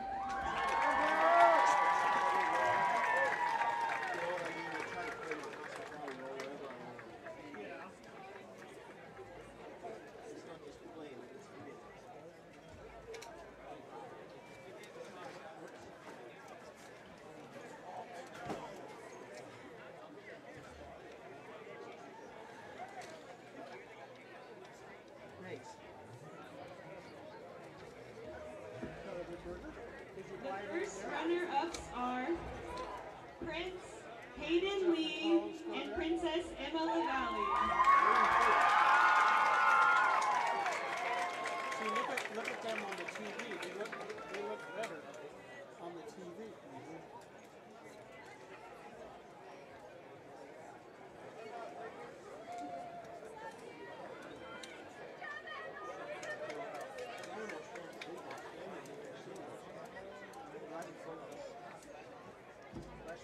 Now, congratulations to your king and queen, King Lincoln Belknap and Queen Mary Bolton.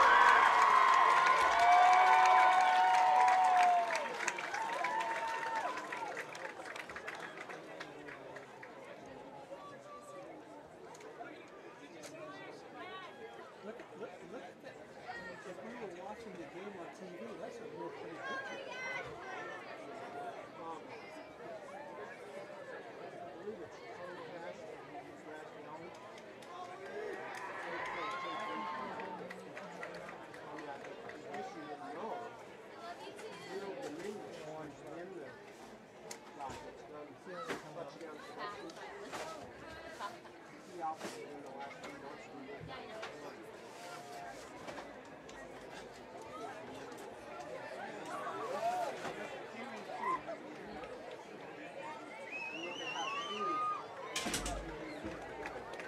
Congratulations to our homecoming court. And go Tigers!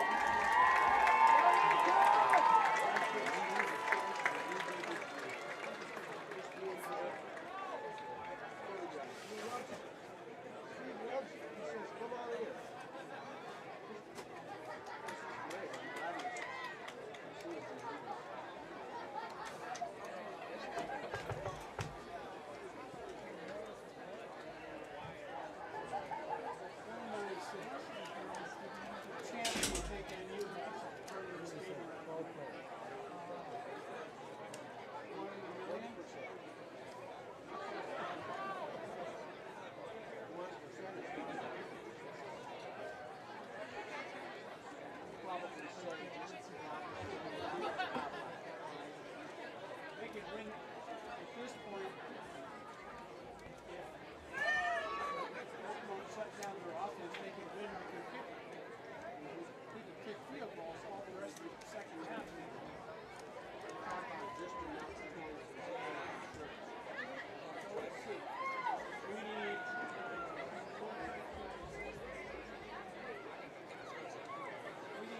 We need four touchdowns and for them to lose. Ryan, you leaving? No. Not yet. Not yet. Not yet.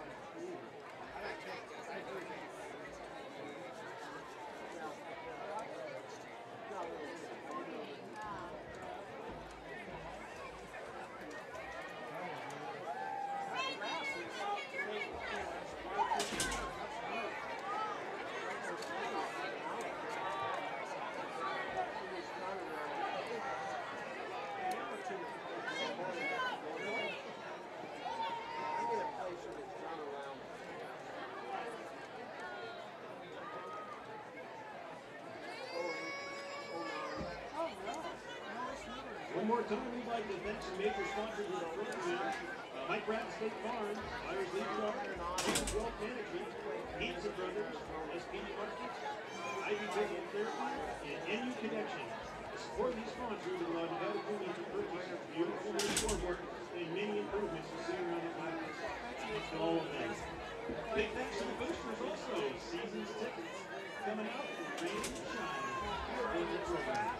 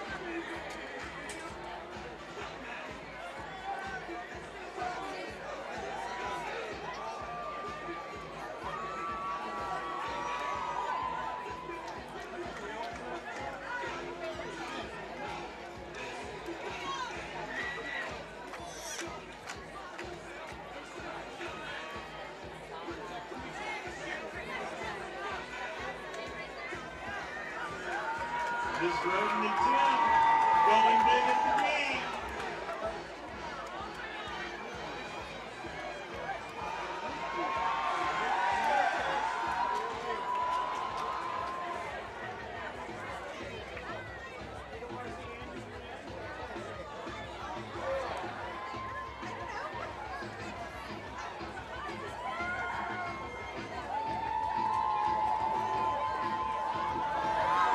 There we go, welcome them back. London varsity football.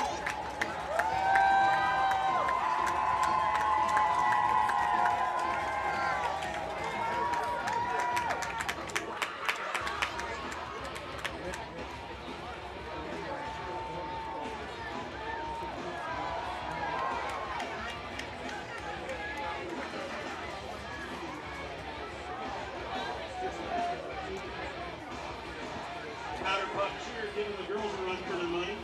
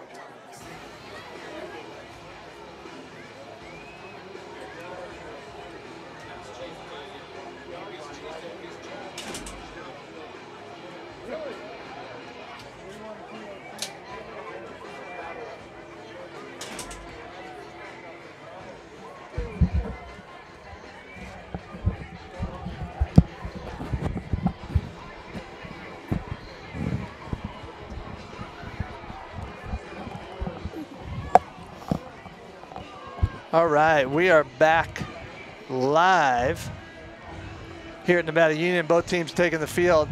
I'm Brad Dalbon. This is Josh Van Meter. Do you remember your homecoming, Josh? Yeah, I was a think while we ago. smashed. I think we smashed Oakmont. No. Yeah, I think we did. Oakmont? Was it Oakmont or was it Casa? Maybe Casa. Probably Could have Casa. been Same Casa. colors. So, Same yeah. colors. So homecoming night, Miners down on the scoreboard, 29-6. Got to get things going. They're getting the ball back on the kickoff. So it should be interesting to see what they come up with here. This drive is extremely important. It's a huge. It's make or break. If you score, you put pressure on Oakmont. You give, then you kick off to them. You get a stop, and if you score again, you're right back in this ball game. Yeah. So you put pressure on them. That's going to force them to do something when they get it with their turn. And so, if they don't move the ball, we stop them in a 3 and out and get it back. Then it really puts the pressure on on Oakmont. I mean, you gotta do the pressure thing. You gotta squeeze a little tighter. So if you're Nevada Union, you're making your adjustments, and your adjustments you make at halftime are you're looking, anytime that they run motion to trips, and they got the weak side, they're usually running back to the weak side. But you gotta key on quarterback because you gotta expect to see that. The other adjustments they're gonna make is probably in the kicking game. They're just gonna say, hey, if we can stop him, let this kid beat us with field goals, we got to try and score touchdowns. Yeah. So I mean, your defense bent but didn't break right there at the end, but still got points, and it's a 3-score game down by 23. It's actually, I mean, they could take the lead if they get 3 touchdowns and 3 touchdowns, 3 2-point conversions. It takes the lead. You're exactly right. But that's a tall order, and Oakmont, like I said, we're now into league play, so the new rules of football in the section, Josh, you need 4 wins. There's no more of the 2 league win stuff like it was in years past. So you need a minimum of 4 wins, and then the section committee actually gets to decide the top 12 seeds in each division. They literally pick them. It's kind of like college football. So having this is to get to 4 wins for either team. So, Oakmont takes this victory, or whoever wins, Miners come back and win, they get themselves into playoff contention. It's not, it's not gonna happen, but it's now you're talking about it. Yep. Not a guarantee, but at least you're in the conversation. You got to qualify first. Yeah. You got to get qualified first, and that's getting that 4th win. Well, and both teams coming off losses. The league schedule for the Miners, they got a tough stretch going to Pondo, and then they have 2 home games, which is nice. But they're against, they're against Rio Linda and Lincoln, and Lincoln's given NU problems pretty much every year they played them. Rio Linda's tough, playing Plaster tonight. And then Pondo, who's only lost 1 time but scored 45 points in their loss. Jeez. So, they're putting up points with a quarterback and running back combination, kind of like Oakmont's doing. Yep. So, it definitely doesn't get easier for the Miners. In a hole here, and then 3 more toughies. And then, the season ends, or, you're talking playoffs. Talking playoffs. So this is kind of your make or break point right here this second half. In a lot of different ways, for sure. This is your make or break point in this game. But again, like you said, for the season, you got to get a little bit in the season, in a sense. You got to get to 4 wins. You got to get in. You got to put your body of work in there, and And this is how you do it. And it's one of those things too, where it's, when you talk about situations early in baseball games or any other sport, and you go, you can't be talking about a game or some moment being, a season breaker, make or break situation really early in, because we're still early in league. But you got to look at who your opponents are, and if it doesn't work out for the Miners, their last 3 games are against the stronger teams in the league. So you want to try and get a win against a team that you matched up wise. And here's the kick. He kicked it short. A little bit short. A little miscommunication. Faye ends up grabbing it and gets tackled inside the 10. So in a way, he loaded him to sleep. It works for the Miners. He loaded him to sleep with booting the ball in the end zone both times. Faye thought it was going over his head in the end zone. He looked back. He thought Horn had it. Well, that's the old baseball. Yeah, I got it. You got it. No, I got it. And so lack of communication there keeps the Miners pinned inside of their 10. So another long field. Meyer out to the offensive left. A little spread formation. Running weak side sweep. And Jackson Horn's got a little seam. Is he fast enough? Number 27 trying to catch him. Horn takes it the distance. Exactly what the Miners needed. A 91-yard touchdown, weak side run. Weak side run to the edge by Jackson Horn. Outruns everybody. 91 yards. What a great run right there by Jackson. Well, what we're seeing here is both teams on the weak side have shown deficiencies. The way the alignment was there for Oakmont had a lot of guys stopping that inside run. Yep. And they moved A.J. Meyer out wide, like wider than normal in his slot in his set. And he just had a huge lane, a little crease, because the receiver was so wide that there was a natural lane there. Yep. You know, we told you at the start, so Nevada Union's going to go for 2 here. Yeah, Nevada Union's going for 2, and they're going to run the bootleg, and it's to Dawson Fay, who looks like he's down. Down at the 1, short. So they fake the sweep, the end around, and ends up not getting in. 29-12. So the first part of what we talked about happened. The Miners needed to score. Yep, they need to score in a hurry. And One they play did. does. They do that. Now they got to get a stop. They get a stop, and they can answer again. We'll see. So Jackson Horn burst down the sideline. Seth Miller was attempting to get him, and he outran Seth.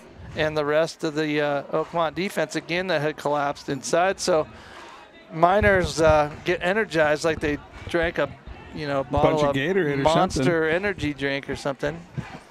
You know, but we said a lot of teams are going to key on Dawson, so somebody else got to step up and beat you, and this time it was Jackson Horn. That was a great run right there. So you got to do it again, though. You got to get a stop now on the D. stop part. Here comes the big thing. You got to rely on Duke Morales and Logan Lopez and Hayden Lee. You got to get all those guys mixed in there, and they got to come up with some big stops, maybe get a couple pull starts and get a fumble, force a turnover, see what happens. Yeah, Miners' momentum shift huge. Here comes the kick from Tovar. Not too deep, but in a spot where it's tough to handle. Picked up by Oakmont. Couple blocks made. Got a little seam up the sideline and speed. And gets pushed out near the 45, 46-yard line. Speedster Jordan Green. You know, he gets in behind those big guys. I think the kicker made the tackle. Tovar pushed him out. Tovar stuck his mush in there, and he, he pushed him out. I think he stepped out. I think he might have stepped out before he got. He might have done that. So Oakmont, good field position, not past the 50, but close to the 46. And looks, Oakmont. A lot of cleaner jerseys on this Oakmont. Yeah, it's one of those things that they're going to probably run the same stuff a lot because it works. So motion to trips. This is more of a strong side run. They changed it around. So you got 57, Landon Lowe. You got Matthew Dalbon, number 43, which is weird. And then Duke Morales in there, number 33. So they ran. No gain. Yeah, and they ran motion, but then they ran back to the strong side. So, maybe they're thinking, well, they're probably trying to read the weak side defensive end. If he collapses with the strong run, the quarterback will keep it. So there's a lot of gamesmanship on that to try and figure out what we're doing. Here comes empty by Oakmont, looking to throw. Minkmeyer going deep, over the top. That was a tough play, but a good one by Logan Lopez. And it looks like Jordan Green, number 17. Uh-oh. He's down, and they're calling for their he fell awkwardly, and he kind of fell on his head and neck area. Like when he reached out his arms didn't break his fall. His arms were grabbed by grabbed by Logan Lopez, and so when he fell, he had nothing to catch him. So a lot of training staff over there. So they just rolled him over, so that's good. But the way he fell, they stayed down, and wasn't moving, in the sense of a kid that gets hurt, you kind of kicks in pain, flail a little bit because something hurts. This one is going to be looked at. The thing about being at Nevada Union is you have a great training staff, but then you have like a billion doctors that are on the sideline, and then the other team usually brings great people. That it's just the way it is now in high school sports. Is there's a lot of people around, and they're super solid. They know what they're doing, even in real crisis situations. This isn't going to be one of them. We hope, but you know, I've seen some bad injuries here, and they're taken care of the right way. So that was, I could have sworn it was Jordan Green. it was Green. So Green, was he lined up in the backfield and No, they ran a wheel route, or no, did they were in motion empty. him out? Oh, they went into empty. And they were. It was a trips to the boundary, and again the top side slot receiver was top side receiver was really wide. What they were trying to do is run away from the safety, so they had a deep out right about the outside guy, and then tried to run like a corner route away from the safety with speed. With speed, and that kid can fly. And Logan was running as hard as he can and got there right at that last moment, and you know, knocked him down. Horn, Jackson Horn. My friend is right. Thank you. So,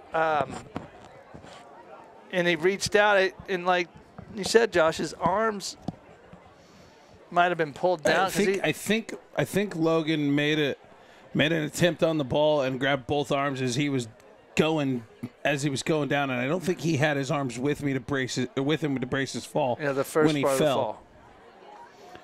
So it looks like I don't know if he's set up yet, or no. I don't think they have him sitting up yet. I think if there's any kind of anything with a head and neck, I think they're gonna go get it might be getting the ambulance. getting ready the collar.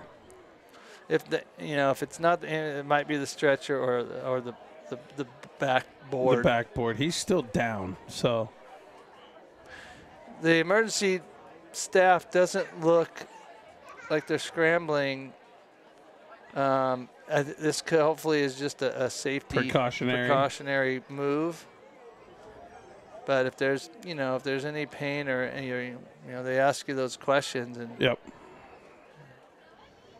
No, if you answer any of them wrong, if you're the days of smelling salt are done. Yeah.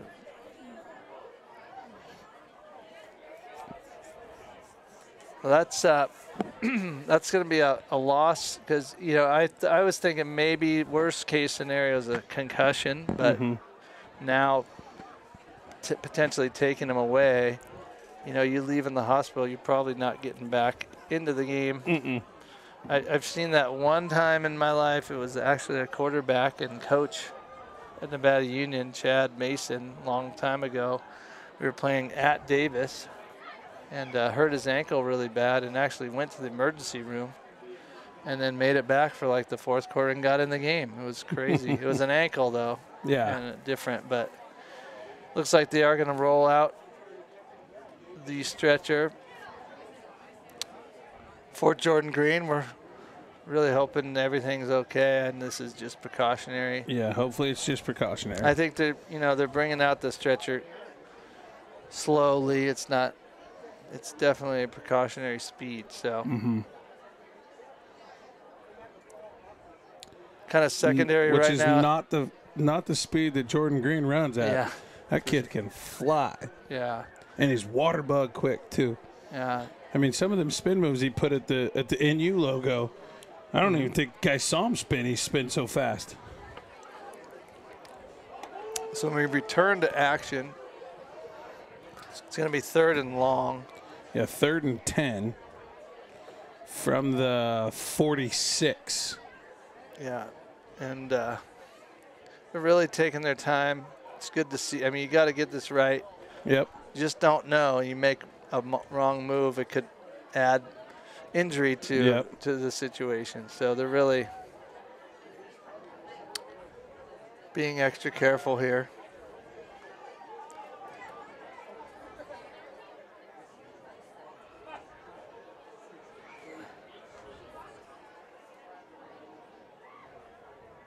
All the coaches out there, both teams. Coach Sparks is over there checking on the other team's player. I see athletic director Mr. Dellis out there. Most, if not all, of the Oakmont coaching staff is around. A lot of times, too, when you're dealing with a head and neck injury, you have the helmet, and it's, it doesn't come off easy. So part of this might be getting a you know, getting the helmet off, a drill, and getting power drill in the face mat or whatever. That they don't drill stuff in anymore. It's like a different kind of screw that you pop off. Yeah. And getting either the face mask off, and a lot of times when the player's playing, it's you're sweaty in your head, so it maybe is easy to slide it off. But a lot of times, if they think it's bad enough, they'll leave it on as a brace. And so we'll see here. It's hard to see. We haven't been able to actually see Jordan Green with all the personnel around him, but again, they don't. There's a lot of concern for sure. Yep. But I don't see a lot of scary reaction, where it could be really bad.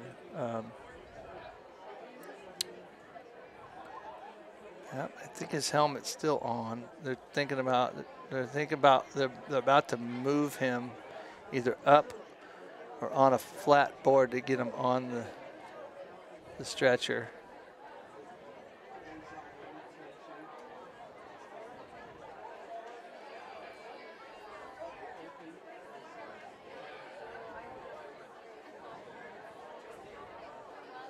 Looks like Oakmont's team, the teammates are coming down to see what's all about as they lower the stretcher down to make it easier to get Jordan onto the stretcher. It's good to see the teammates coming over. Yeah, they do have him up on the stretcher. And they have him on a backboard, right? Is what it yeah, looks the like. backboard to the stretcher. His helmet off. I know they have it taped down. I think his helmet still might be on. I think his helmet's still on.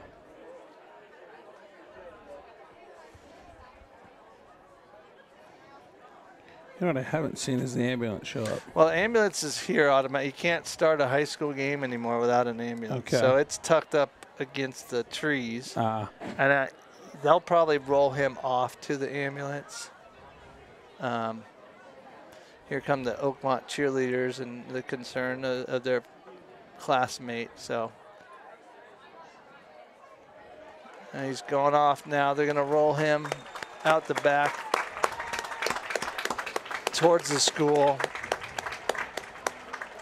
Again, really professional staff You can see the Vikings player coming off the field. all the way around both schools. Typically, leaving like that is usually just precautionary, and both football families wish nothing but a healthy So recovery. coming off a situation like that is it's tough. It's tough if you're. It's tough mentally and physically. Physically, you've been down 5, 6, 7, 8 minutes now. You haven't played, and now you got to get right back up. You got to fire back up. It's a huge third down play right now, and you got to go right back to it. I mean, if you're Oakmont, one of your brothers just got carted off the field. If you're Nevada Union, you're like, man, that happens. Right. Yep. So here we go. Trips formation, running some counter. It's pulled the quarterback counter this time. They're leading up. Diving through, but he's still breaking free. Another bit move, and it's really, he might have got the first down. I think he pushed forward for the first down. Refs, well, let's see. Ooh, the side judge. Side judge has him short, which is a big call. A good huge yard. Call on 4th down. So here comes the 4th down call. Well, Mittmeyer's their punter, too, and their kicker. I mean, I don't see him You're in the plush territory. You're going for it on 4th down. So they call a timeout. Now they got to decide, do we run our big member? You got their goal line. They got their goal line He's group. trying to figure out the spot. Yeah. Coach Moore over there, he's looking where the guy got tackled and where he fell over to it, and I agree. Our view is almost down the 45-yard line. It's about the 47-yard line, and he fell either on the body or easily at the 44-yard line. They're spotting it at the 50, at the 45. 50 on the 45 on the backside of it. And it was easily a half yard up, if not the full first down. So now, Coach, it's a favorable spot for Nevada Union. Absolutely. So it looks like they are bringing in their big boy group. Yep. And this time they're going double tight. No, the receiver's tighter. I don't think he's going to be. It's hard to see him at the top. Yeah, he's on the top. So he's in this. So it's a So here they go, fourth right, in the power yard, and they eye go off to the big tackle boy. and get it. Yep, go to That's the our, sophomore, Sean Miles, sophomore running back, linebacker, number 6. First down. First down at the plus And looks 41. like they're going to stay in this the power eye right now. A lot of times teams do that. You run, you get a little movement, and you have a little series of plays that you want to stick to. Yep. And sometimes people just go, nope, big boys in, get the yardage, boom, out. But, you know, you could tell they run different packages off this. So, again, power eye left. Now they're running toss. It's outside. There's a little bit of a lane there and a good tackle. Great play. Great play by Lofgren. I mean, that's just an outstanding play. Took on the lead blocker, kept outside contained, and then makes a great tackle. Yeah. That's just fantastic right there. 3-yard gain. Yep, about exactly a 3-yard gain. So looks like they're staying with their big group and the power eye group. And it's 2nd and 7. And now the power eye is right towards the weak side. And they're going that way to their big back, but nobody blocked. Oh, nobody blocked Hayden Lee, who gets in. But the running back there was number 66, Steven Sparks, who plays both sides of the ball. And actually, Coach, he has a touchdown or 2. Yep, he does. So it's not like it's a fluke that he gets the ball. They just went power on power there. So he only gets a yard, brings up 3rd and 6. So this is where the Miners have been stiffening up their defense. So, you know, they're not getting those chunk plays like they were. The guy we saw a ton of in the first half was 86. Yeah, big tight end. Big and tight end. Number 15 as well. I haven't seen him in the whole. Yeah,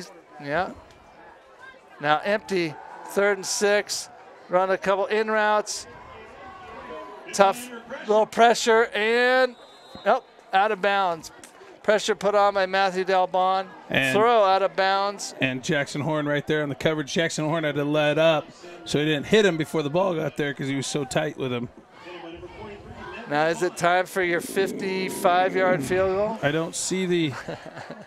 I don't see. We want to see it. I want to see it. I think you can make it. I see the spread punt coming out. Gosh, I just wanted to see him kick it. This would be a great spot to fake with this spread action. It's tricky. I mean, you got a lot of holes naturally the way they spread you out on the punt. So got to be careful if you're the Miners. High snap. High snap. Trouble and a good kick. And Dawson calls a fair catch at the 8-yard line, which probably normally you don't want to do that inside the 10, but Oakmont had a lot of pressure down there. Because he's a catch, take 2 steps to the side and then boot it. Right. And they're spread. They had guys down there to cover that. If Dawson doesn't fair catch that thing's got a shot to take a bounce, and Oakmont's got guys down there to down it inside the 2 or the 3. Right. You know. So that was the right call by Doss. It's just unfortunate they're starting to drive inside the 8. Yeah. They scored a long one. Now they're running counter back inside, and Hayden Lee's got a little lane down the side, makes a move, gets 12 yards. First down. So now Miners found some magic in the old misdirection. So going side to side in the first half, now running the defense, now going away from their action with counter, and they get another big play. 12-yard gain, first down on the 18 and a half. Yep, 18. 18. So again, if I'm Nevada Union, I keep running misdirection, and at some point they're gonna have to figure out where Dawson's at in all this. And there he comes inside trap. If he gets his legs right there, he's got a room to run. He knows it too. It's a 3-yard gain. Now there's a couple Oakmont guys right there, but still, you know, the early downs in the first half were getting no yards or losing a yard, and now you're getting 3, 4, 5, 10 on that other one. You know, that's a good sign for the Miners. Here's motion, Lee, cross block, Dawson trying to create his own little hole there. Gets a yard. 2 maybe. 3rd and a long 4. 6, long, what is it? Yeah, long 5, 4, 5. So, again, running weak side run. Both teams trying to attack the weak sides of the defense. 3rd and 6, Miners. Benji Taylor, receiver out to the left. Miners in an unbalanced formation towards the receiver. Here comes an end around to Hayden Lee, who fumbles the football. It's picked up, and nobody knows it. Horn picks it up down the sideline. Miners catch a huge break. Huge break, because from where he got hit, he was short of the sticks. And then Jackson Horn wisely just picks it up, skirts ahead, gets a first down for Nevada Union. Hey, we'll move the chains any way possible. And the other thing was Oakmont didn't know that there was a fumble, maybe one guy, and then Horn comes shooting out of there. He could have maybe scored. So here they go. Miners wing left, motion, cross block, option with Parker running some option and getting 4 yards. So I like that call. I like that call. You got to come back to it. I think you got to come back to it, and the ball's got to get pitched. Well, that's the first time the Miners have shown options, so this is definitely not something that's seen on film. So Oakmont, that's an in-game adjustment you've got to make. And they're running man-to-man with their corners, so there's nobody on the pitch. Nope, so nobody on the pitch. I think you do come back to that. Motion Lee faking the sweep, little inside handoff. Fay stuffed interiorly for a 2-yard gain. So 3rd and 4 again. Here we go. Manageable down. 5:45 left in the third quarter. Down 17, right? Still a 3-possession game. Yeah, if you get close, you know, it's a tough call going for it. If they just get the first down, that's obviously a better situation. They're going outside. Izzy Gonzalez stuffed. So here's that situation I was talking about. It's 4th and 2. You're down. Do you trust your defense? It looks like Coach Sparks is not considering kicking it. No, he's calling it. He's going to go for it. They've been moving the ball. It's not been huge, but definitely it's taking a little longer this time. Yep. To call the play. And they're bringing it in. 4th and 2, huge down for both teams. Vikings giving up a little yardage and their offense is stalled. And here come the Miners, 4th down. Hand off to Dawson. He gets a little running. He's got a big lane down the sideline. He's tripped up. Man, touchdown saving tackle by 22 right there from Oakmont. Cy Aguilar.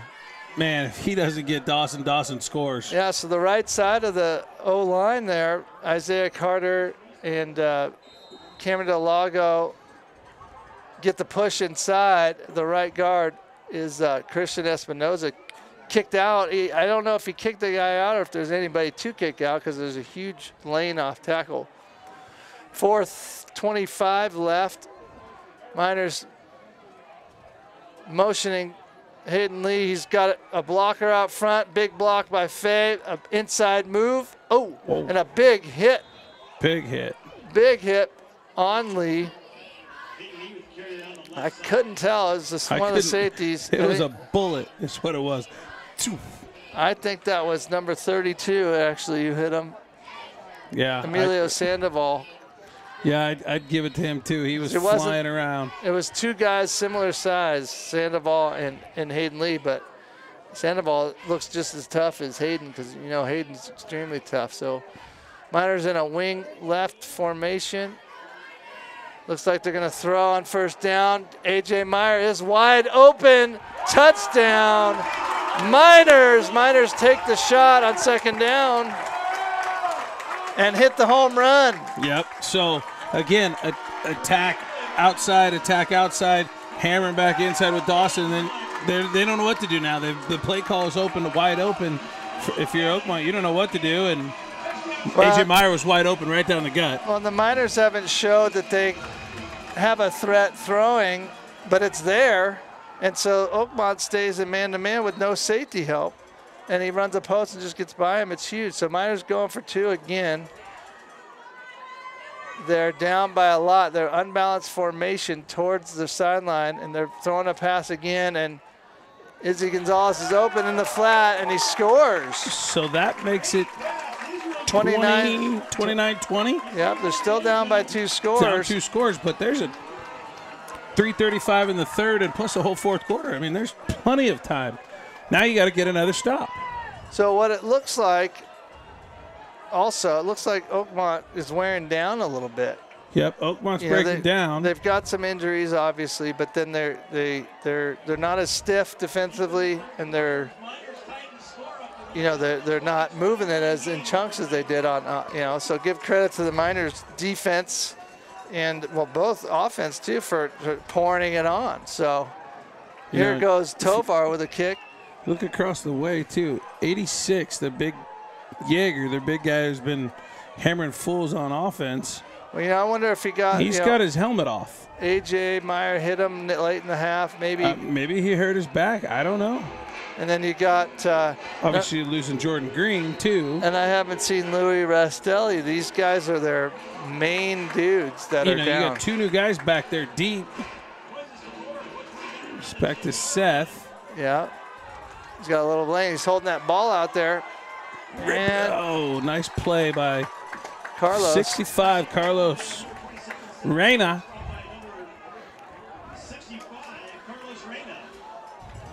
Coming up with a big stop. Momentum is on Clearly our sideline. On the sideline. It's homecoming night. You got plenty of people in the stands. Kind of feeling out of it. And then all of a sudden you're like, now you're in a battle. See what you got. Now you're in a battle. Now you're in a fist fight. Yeah. Oakmont came out. They threw the first punch. Now, probably about the first 3 or 4. You wore it. You wore their first 3 or 4 punches, and now you've punched back a couple, and now it's going to come down to the, who's got the ball last is what it looks like. That's right. So back to pass, looking deep, down the middle. A.J. Meyer cuts underneath. A.J. Meyer. It's a great play on Seth Miller, tried to run an inside cut. The Miners rarely run without a safety, so the inside cuts are a good option. Good option. But Mittmeyer he just does a great job. A.J. comes underneath it. Underneath it, he still has the hand around the backside in case he doesn't get it. With the inside hand, knocks it down. And Mittmeyer threw it a little bit behind. I think it's still a great play. But, but I think he had him open earlier, so a little late ball. And going back to what we were saying, Oakmont looks down 2 or 3 of their main dudes. Now they're forced to give it to other people. But, when you have your quarterback who's still out there, and you got A.J. Meyer staying inside with Logan Lopez. A big shot right there by Logan Lopez, but what I don't like right there is that he took the big shot, but he didn't wrap up. Yeah. You got to wrap up, drive him back, because Mittmeyer's a big kid. He fell forward for 2 or 3 yards. Yeah. Makes a little bit manageable third down. But again, Miners are putting Oakmont in more third and long situation. So here they come. Mittmeyer pulls it, finds a little crease up the middle. He has speed, and he is almost outrunning everybody as A.J. Meyer goes for the strip and gets the tackle. It's a good idea. Lofgren got the tackle, and Meyer went for the strip at the same time. And, I love that. I love that play by Meyer, but, that guy's got to get hit earlier earlier up the field. I mean, he does a great job at the end of the play. He doesn't get hit until Meyer gets him. That's not good. Your quarterback should not be that free coming through the line. Yeah, and it was that weak side run. He pulled it and had the distance and gets 30 yards on 3rd and 6. Now they're in doubles. If I'm Oakmont, I keep feeding my quarterback because he's pretty much the only healthy guy left. Here they go, inside handoff, number 3. And Logan Lopez. Delago makes that play because he stretches it out right off the get-go, gets his feet of Roscoe, Kane Roscoe, number 3 for Oakmont, and then Logan finishes him off with a great tackle for a loss. Well, what I see right there is, if that's Jordan Green right there, he outruns him. The inside linebacker. Roscoe not as fast, the junior, 6 feet 180, so he's more of a bigger, bulkier kid. a little bit slower, and you could see the defense catch up and gets a tackle for loss. So 2nd and 12. And it looked like Delay the of game. Vikings take too long there. Wow, that was a quick. That's the first time I've seen that all year. Well, That was a quick one. I mean, as soon as the ball gets put down, it's 25 seconds. So they're not, wasting much time. It's already been blown now again. Oakmont's showing a little bit more urgency. Early in the game, they weren't huddling, doing anything, but now that you have injuries, you might need to talk to guys a little bit more. So motion away. Here it comes. Pulls it. Cameron Delago falls right on Linkmeyer's leg. Oh, boy. Yeah, that looked not bad. good. That looked real bad. Golly. That's not good. That looked bad. Whoa. And he's so mad that Wow, he just he popped. bucked He just Coach popped. Wise off his back. I think he just Wow. flinched. I don't think he did that on purpose. He got Coach Wise right in the face. I think it was more of a upset that he's injured. So Delago climbs the back of the quarterback, and when anytime you're doing that on guys' backs, It's definitely dangerous. it becomes a situation where it's not good. Yeah, I mean it's twisting. It's a few years ago that happened to one of our players in practice, and it broke his ankle, and it had a similar look as Coach Wise is checking his chops out as he took one from. Yeah, Coach Wise got popped right in the lips, and Mintmeyer. that was more. Mintmeyer was just reacting to getting hurt. Definitely. He wasn't saying get off me by any means. It's just he's unfortunately. Extremely tough kid. Hopefully, it's a situation where So can I don't tape even it know up who the and- backup quarterback is. they have a few of them. They got Tetra Jackson, number 7 listed, and then they got Lance Berg, number 8. Now, if I'm Oakmont and I think my guy can go, I might call a timeout here. He doesn't look healthy enough to come No. back in. Because you call a timeout, you can get him back on the field. But he's going to go sit it out a little bit. I think he's got away, with not as serious an injury as it could have been. Yeah. So at quarterback, looks like number number 8, Lance Berg. Clock in down toward the 50 seconds. 5'11", senior. Yep. 3rd and long, tough situation to come into. Motion to the trips. Running the same stuff. Hand it off. He pulls it. He's a little bit bigger now. He's got a little edge. Oh, not enough room to run down the sideline, but they went. Mintmeyer was your kicker, too. Yep. So now it's 4th and 10. Yeah, so they got to find another punter. This is an opportunity, possibly could have kicked a field goal from this distance, but now your kicker's out. So these are games if you're Oakmont, it's a real, test of attrition. And the punter now looks like it's number 27, Seth Miller. Really high snap. But again, and a high kick. And maybe if that's turn around, he could maybe return that. Oh, Horn touches it. Jackson Horn catches it on the run, trying to make something out of it. Too many white shirts around there. That was a little scary. That was scary, and I think what his idea was that it was short, and that if he caught it, he had the chance to go. To bust it, but not when all those bodies are on there. Not when there's a bunch of white shirts there. Can't do that one. So but it's first down for the Miners. There's 21 seconds left in the 3rd quarter. So the 3rd quarter has been all Miners, and really been kind of one of those games for the Vikings. I mean, they're losing guys left and right to injury, and yet they still have the lead, so it's kind of feels frail. The Miners can pounce on them here. wing right formation. Running off tackle with Fay. Makes a move. He's got a little lane down the sideline. Runs out of bounds. And now you got 27 Seth Miller cramping up over there. That looks more crampy than an injury, so Yep. that's good. Cramping. But he's coming out. Yep, cramps. So there's your backup kicker, Your backup kicker, your slot back, 4, 5, 6, and he's 7, on 8, defense, 9, so he's 10, going both 11. ways. So 2nd and 5. Fay looking to go off tackle. It wasn't there, so he bounces. So Miners have found something off tackle to the strong side. And let's see if they keep pounding that out. We're going weak side again to Izzy, who cuts back. He's tackled by number 33, Danny Clark, who did a good job right there, Yep. coming underneath the blocks. And Izzy thought he had him, with a cutback, but thought he had him.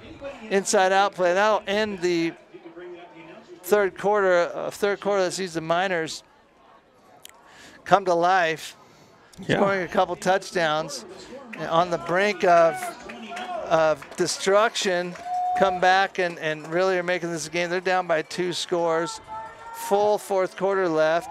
Moving, they have a 3rd and 4 that they got to navigate through here.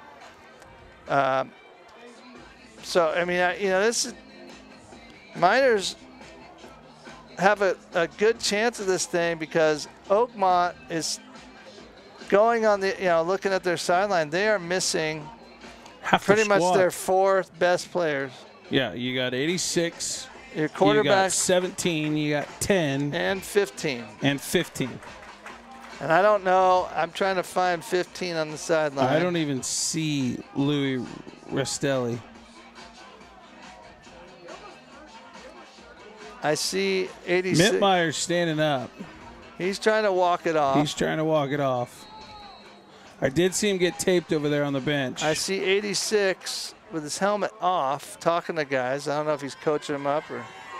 I didn't think he played defense. Here comes the run to the outside. Izzy Gonzalez again, wrapped up by his ankles and thrown back.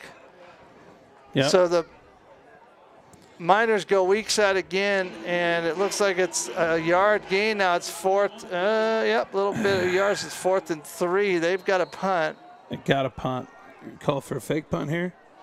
No, too deep. Yeah, just. Yeah, so now they're, they need a field position switching kind of punt right here. Snap, kick, not bad, end over end. Fair catch called, then he gets a huge roll. Great roll. That's a huge punt right there by Schneider.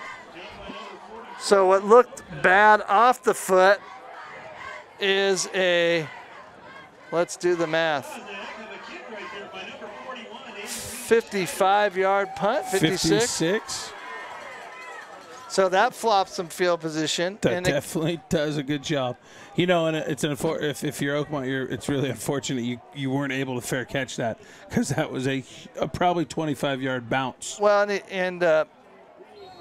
Seth Miller tried to fair catch it, but it was a longer kick than he expected. So he actually did a Mittmeyer's good back job. in now.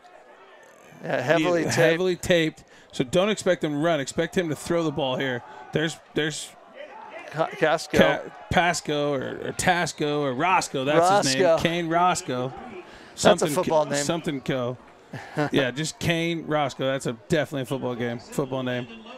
So it's a 7-yard gain for Roscoe. So, yeah, your quarterback's possibly taken out of it, but his adrenaline's pumping. He's had a great game. Mittmeyer, don't count him out. I mean, we're not talking like player of the game yet, but for sure he's on the top of the list for Oakmont. Top of the heap for Oakmont. Done everything. Trips left, snap, read, inside run, tackle by host of guys. looks 57. like Landon Lowe got a piece. Yep, Landon Lowe. We'll give him a yard. They moved it back. No gain. 3rd and 3. Yeah, there's definitely a limp on Mittmeyer, but now he's got to throw the ball. Well, normally they'd probably pull it and have him run it, but, now he's, I think they're going to come weak side, I'm guessing, this way. Hand off with a read. Nope, they're going count. Oh, he pulls it. Unreal. Let the quarterback run. Almost fumbled it. So what happens there is you're hurting like crazy with your leg, but your number's called. And it does, you know, he's running like he had no injury at all.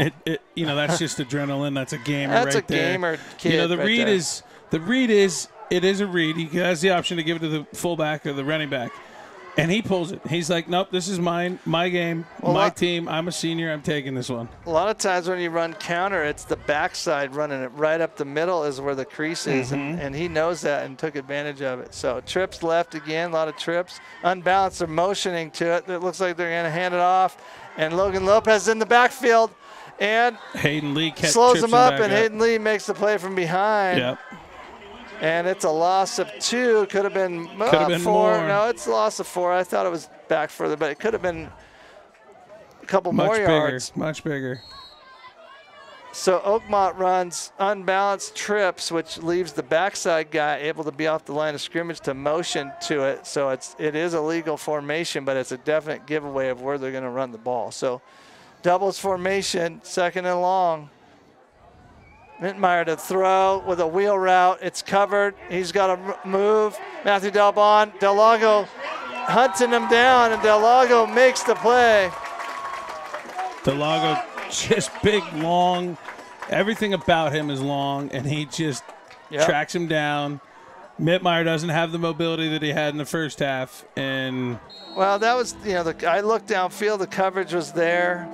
Straight man across. They tried a double wheel route on both sides. The inside receivers wheel route were both pretty slow, which let the defenders just cover it up. And Mintmeyer did a good job not just throwing it because he knew things were covered. And then that after you're holding it forever, the pressure just comes and just there's nothing you can do. It gets it. That's a coverage sack. So here's motion to trips again. 3rd and about 20. Counter. They're playing it safe. Roscoe with it, getting pushed back by Reyna and Del Lago. So life by the defense here. 3-yard the punt team. You know, when you're up by 2 scores, running the ball right there is not a bad idea. Not a bad idea. For the Vikings. So, you know, they need a big kick, and their big-time kicker is in there. Miner's going with 2 deep punt returners on this one. High snap, one-handed grab. Matthew Delbon with pressure almost blocked the kick. And it checks up and goes out of bounds at the 46. So each snap the last 3 or 4 has gone higher and higher and higher. Mintmeyer's just an athlete. Literally snaps that one-handed like Odell Beckham, snatches it, comes down, puts a kickoff. I mean, lucky he got that kickoff. Matthew was bearing down on him. You know, if he had a half step more, I think he gets there. Yeah, that's tricky. You don't know where he's kicking off the foot. If he goes straight, you might rough him. Can you imagine getting a roughing right there? It would have been bad, but. So the Miners showing a sense of urgency up on the ball in a wing left formation. Here they come. They're going to throw deep. They're going post again. And there's pressure pitched out to Horn. Kind of a dangerous play. But productive. Yards. And I'm going with that being a lateral because I'm right there. So they might call that a pass. I think it's more of a rush by Horn. Yeah, I know you get half of it or whatever it is. Yeah, but I think he was. I'm hoping they're calling it lateral because he might have been past the line of scrimmage when he did that. It looked very lateral-ish to me. That's a word. Wing right formation again. Inside trap, Fay. You add ish to anything, it's a word. First down, ish. Fay down. They're stopping the clock, so they're giving them the first down. Yep. First down, Miners. Miners have urgency. I mean, they need 2 scores. They got 2 scores. They can't wait. It's 6:20 left in the game. They got to go twice, and they got to score here. They got to score here, get a stop.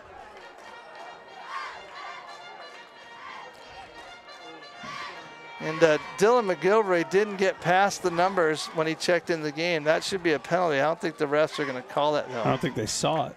So here comes a cross block. Oh, he got tripped up. Tripped out by his own guy. Yep. I don't know if that would have gone.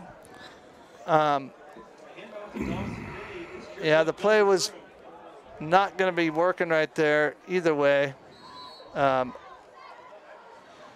But it's a 2nd and long now. And the Miners showed urgency early in the drive. Now they're slowing down. They can't wait too long. Here comes A.J. Meyer, who scored the last touchdown for the Miners on a long pass. Here comes another pass play.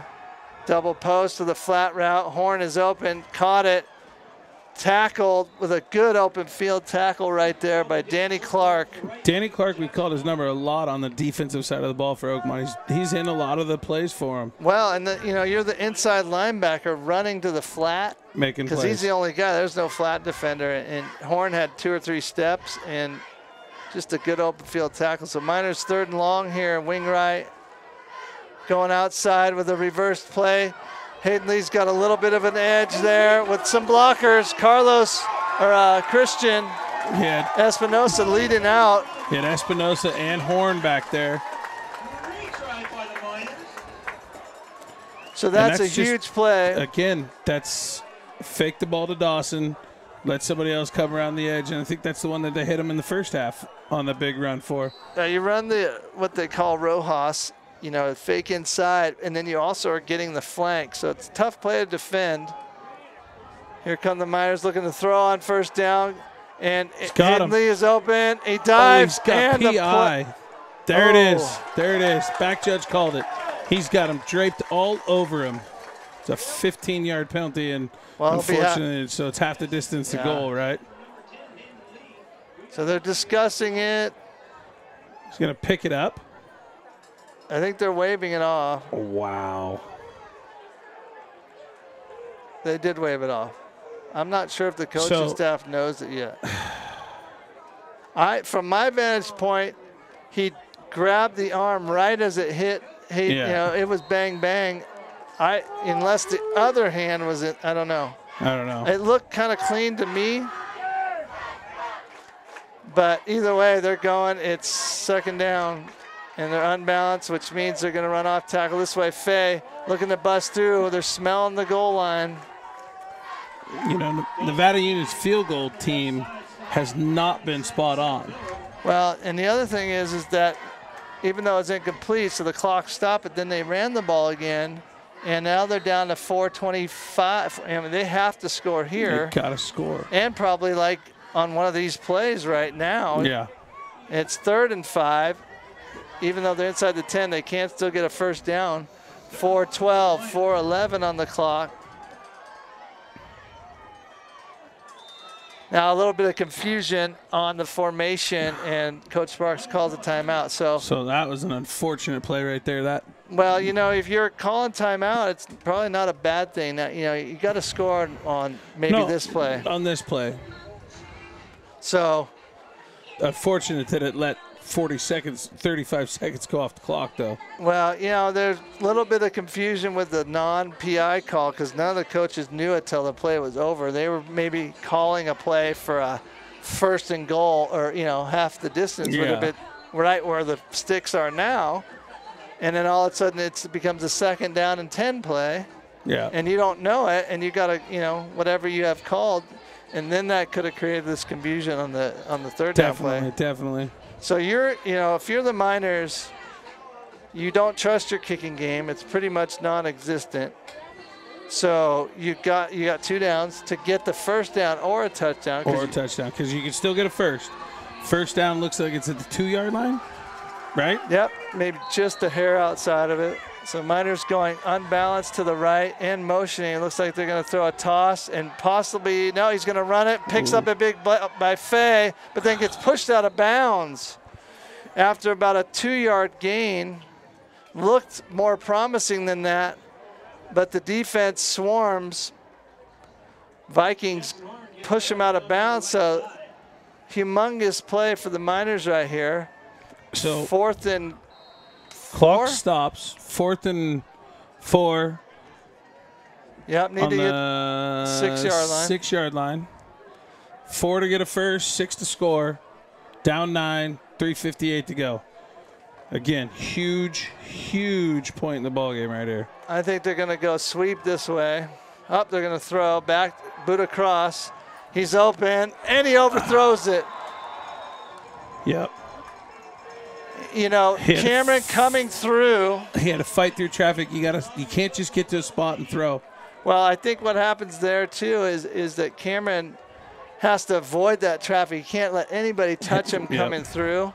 And that little bit of the last linebacker didn't even know he was running by him. Got him. Just slowed him down enough. And Parker, you know, it's hard for Parker to see that contact, so he threw to a spot. And it was a couple yards overthrown. So Miners got to get a turnover. I mean, they have field position, but it's 2 scores, 3:52 left. And what does Oakmont do? They come in their power I because you know they're just going to run the ball. And they break through and extra running, a lot of hard running right there. That's number 27, who's taking up the load, Seth Miller. Seth Miller. The clock stopped. I think the Miners might have called a timeout. Miners might have used a timeout, yep.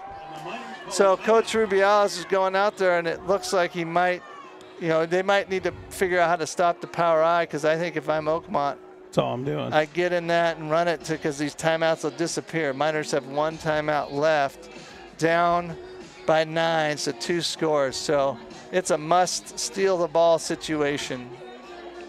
Somebody's got to go in there. Somebody's got to go and pull start. Somebody's got to go in, get a hand on the ball, rip it out, and cause a fumble. Or somebody's got to put a hat on the ball. You got to do something. You got to tackle. You got to gang tackle, rally the ball, and somebody's got to knock that ball loose. You know what we saw A.J. Meyer doing that, you know, where he went for the strip. All 11 guys got to go for the strip. They got to cause a fumble here.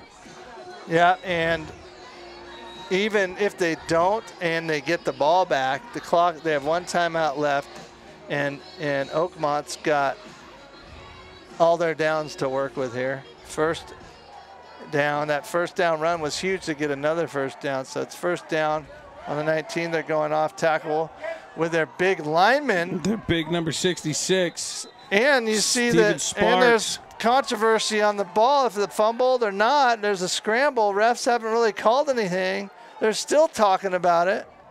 Still talking about it. This back judge is talking to Faye, and it's disappointing. This back judge was the same guy who overruled the call in the JV game. And the catch on the sideline. Catch on the sideline, and he's also the same guy who overruled the penalty over there on the pass interference. But see, what I don't get is Oakmont giving their ball to a lineman, number 66, in a key situation like this. That strikes me as odd. That you know, maybe he's sure-handed, but got him. So now it's 3rd and long. Miners trying to save that last time out. It doesn't matter when you call it. Maybe you save it for offense, but there's 2:45 left. 3rd and 9. If I'm Oakmont, I run it again. Just bleed the clock, make NU burn their timeout, and then NU's got to try and block the punt. Yep.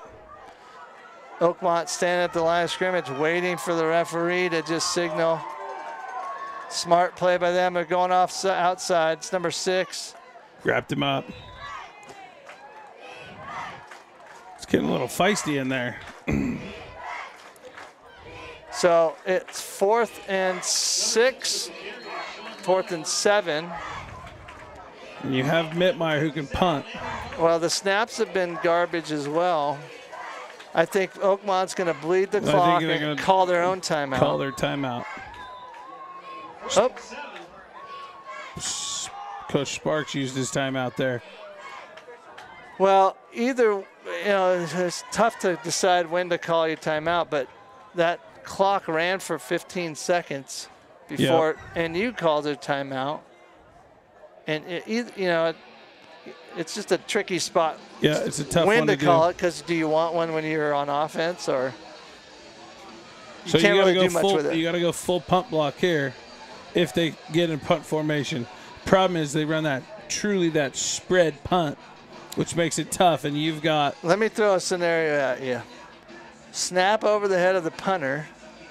He bats it out of the end zone for 2 points. Safety, and you gets the ball. And then he gets the ball only down by 7. No. 6. No, 7. So, I mean, maybe straight. If it goes over his head, no, it's a good snap. Off sides. Out of bounds. So there's a flag on the play. Well, I don't know if that could be illegal formation. The way they line up, it's probably hard for the refs to. They're moving them back. Well, the white hat doesn't know that there's a flag, and the chains are moving. Oh, this is a cluster. And it's going to be bad because the white hat has no idea that what's going on. He just now realized it, and the sticks are moved, and there's disappointment on the ref's face. Oh man. And I don't know if who's it's going to be on. See, the white hat's mad at his crew because they moved the sticks. Let me guess, the back judge is involved in this one. We still know the flag's on. So first of all, hang on a second. Oh, okay. They probably said, forget it. They said, screw it. We've already moved the sticks. Let's just pick it up. Wow. Yeah. All right, so Miners desperation mode. 50 yards away from the touchdown. They need the touchdown, an extra point, and a onside kick in a minute 48. Doable. So you got to throw. They're in a throwing formation, a double set. Parker looking, they're going deep. Nope, they go shallow, and it's tipped, thrown a little bit inside, and Danny Clark. So they missed Meyer over the top. Did you see AJ down here in the corner? Yeah, I was breaking open. Had coverage, but it's single coverage. I'm kind of surprised that Oakmont's not doing something more with a little.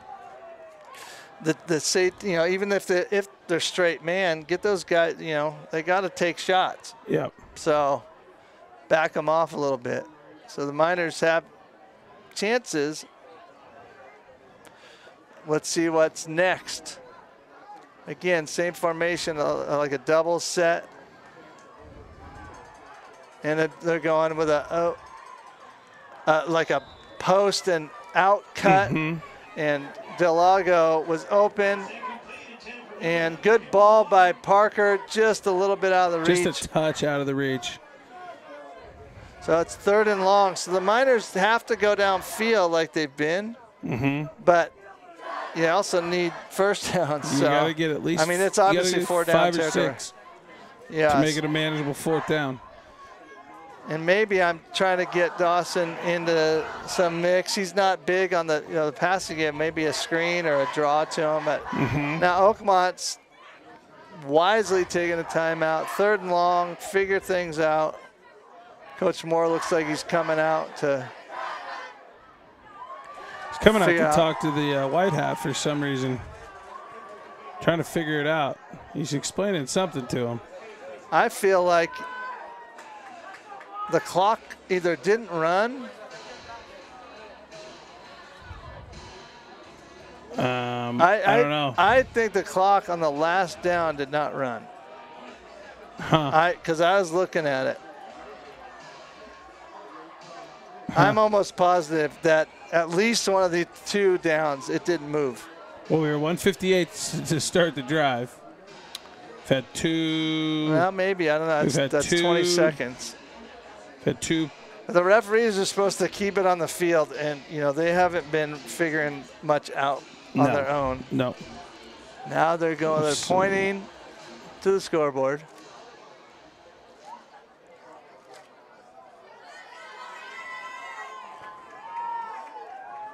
To 1, 30. Are you reading lips or? I'm reading fingers.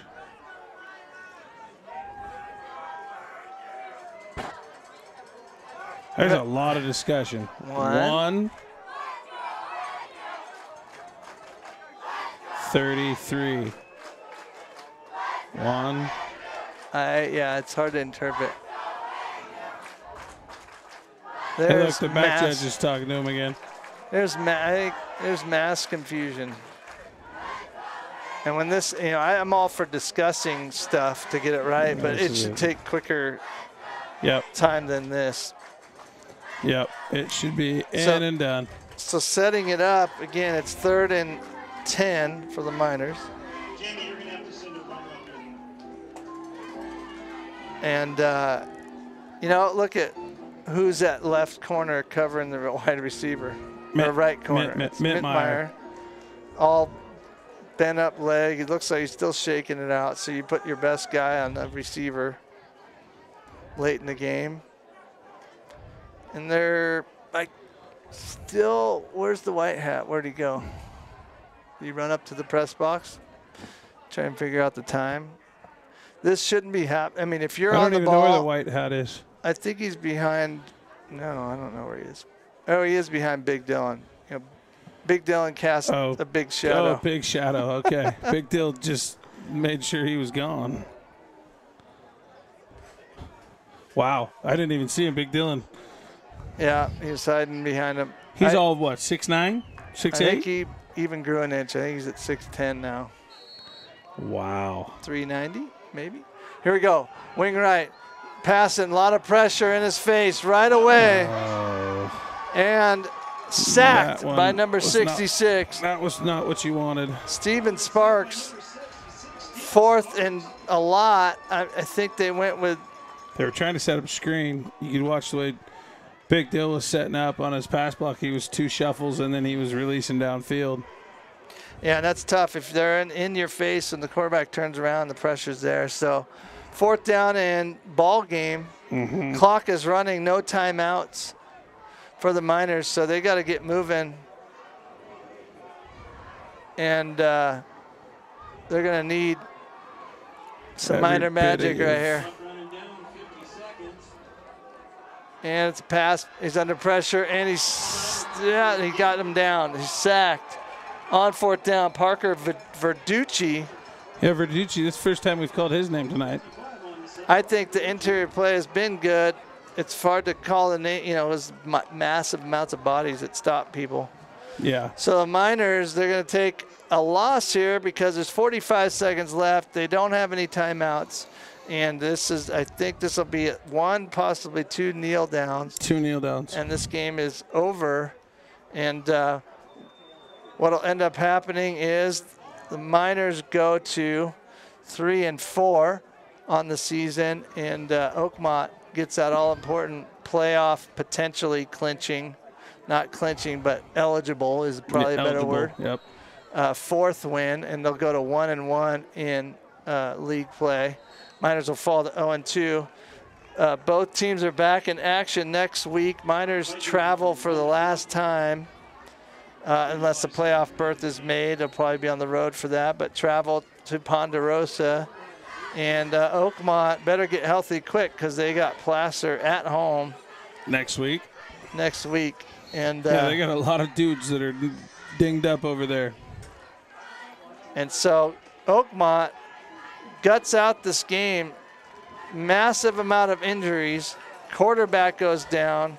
Easily the player of the game is Joe Mittmeyer, who just had one of the better performances I've seen on this field in a long time.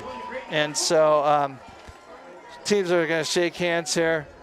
Just a good football game, kind of back and forth, tight, big plays. Hate to say, referees got involved probably too much than they need to. Yep. You know, big plays that didn't happen, you know, that were called back that were turning moments in the game. So the Miners go down in defeat here at Hooper Stadium on homecoming night. And what will end up happening, like I said, Miners take on Ponderosa, a good Ponderosa team next week. Oakmont travels to Placer. Miner Vision we're not sure what we're doing next week, but we will definitely be a part of the next home game, which is versus Lincoln in 2 Fridays from now here at Hooper Stadium. Josh, you want to wrap up? Any thoughts? You know, I love the way they competed today. They came out hard. They played hard. You know, unfortunately, a couple bounces here and there, and it didn't go their way. But I did like the way they came out and fought. They had a great second half, I thought. Right. You know, and that's something to build on. You got to go back and play. You got a tough guy coming, you got a tough crowd coming in, or a tough game next week, and you got to go after it. So, yeah. You know. So, you know, you learned something about how your team could fight through some adversity and didn't quite pull it off, but at least they put up a battle for that second half to make it a game. To make it a game. They made it a game. They made it close. You know, it was I think they held them scoreless in the second half. It was 29. No, I think they got another field goal. I think it was 26-6. It was 26-6. Okay, yeah. So they held them to 3 points in the second half, and that's fantastic. So yeah, they got to be happy with that. Just got out of their way a little bit early in the game, so it's tough to fight back from that. So Miners go down in defeat tonight. We're going to break away here. Yep. I'm Brad Delbon. This is Josh Van Meter. We are going to see you in a couple weeks here back at Hooper Stadium, NU versus Lincoln. Have a great weekend, everybody. Good night. Good night.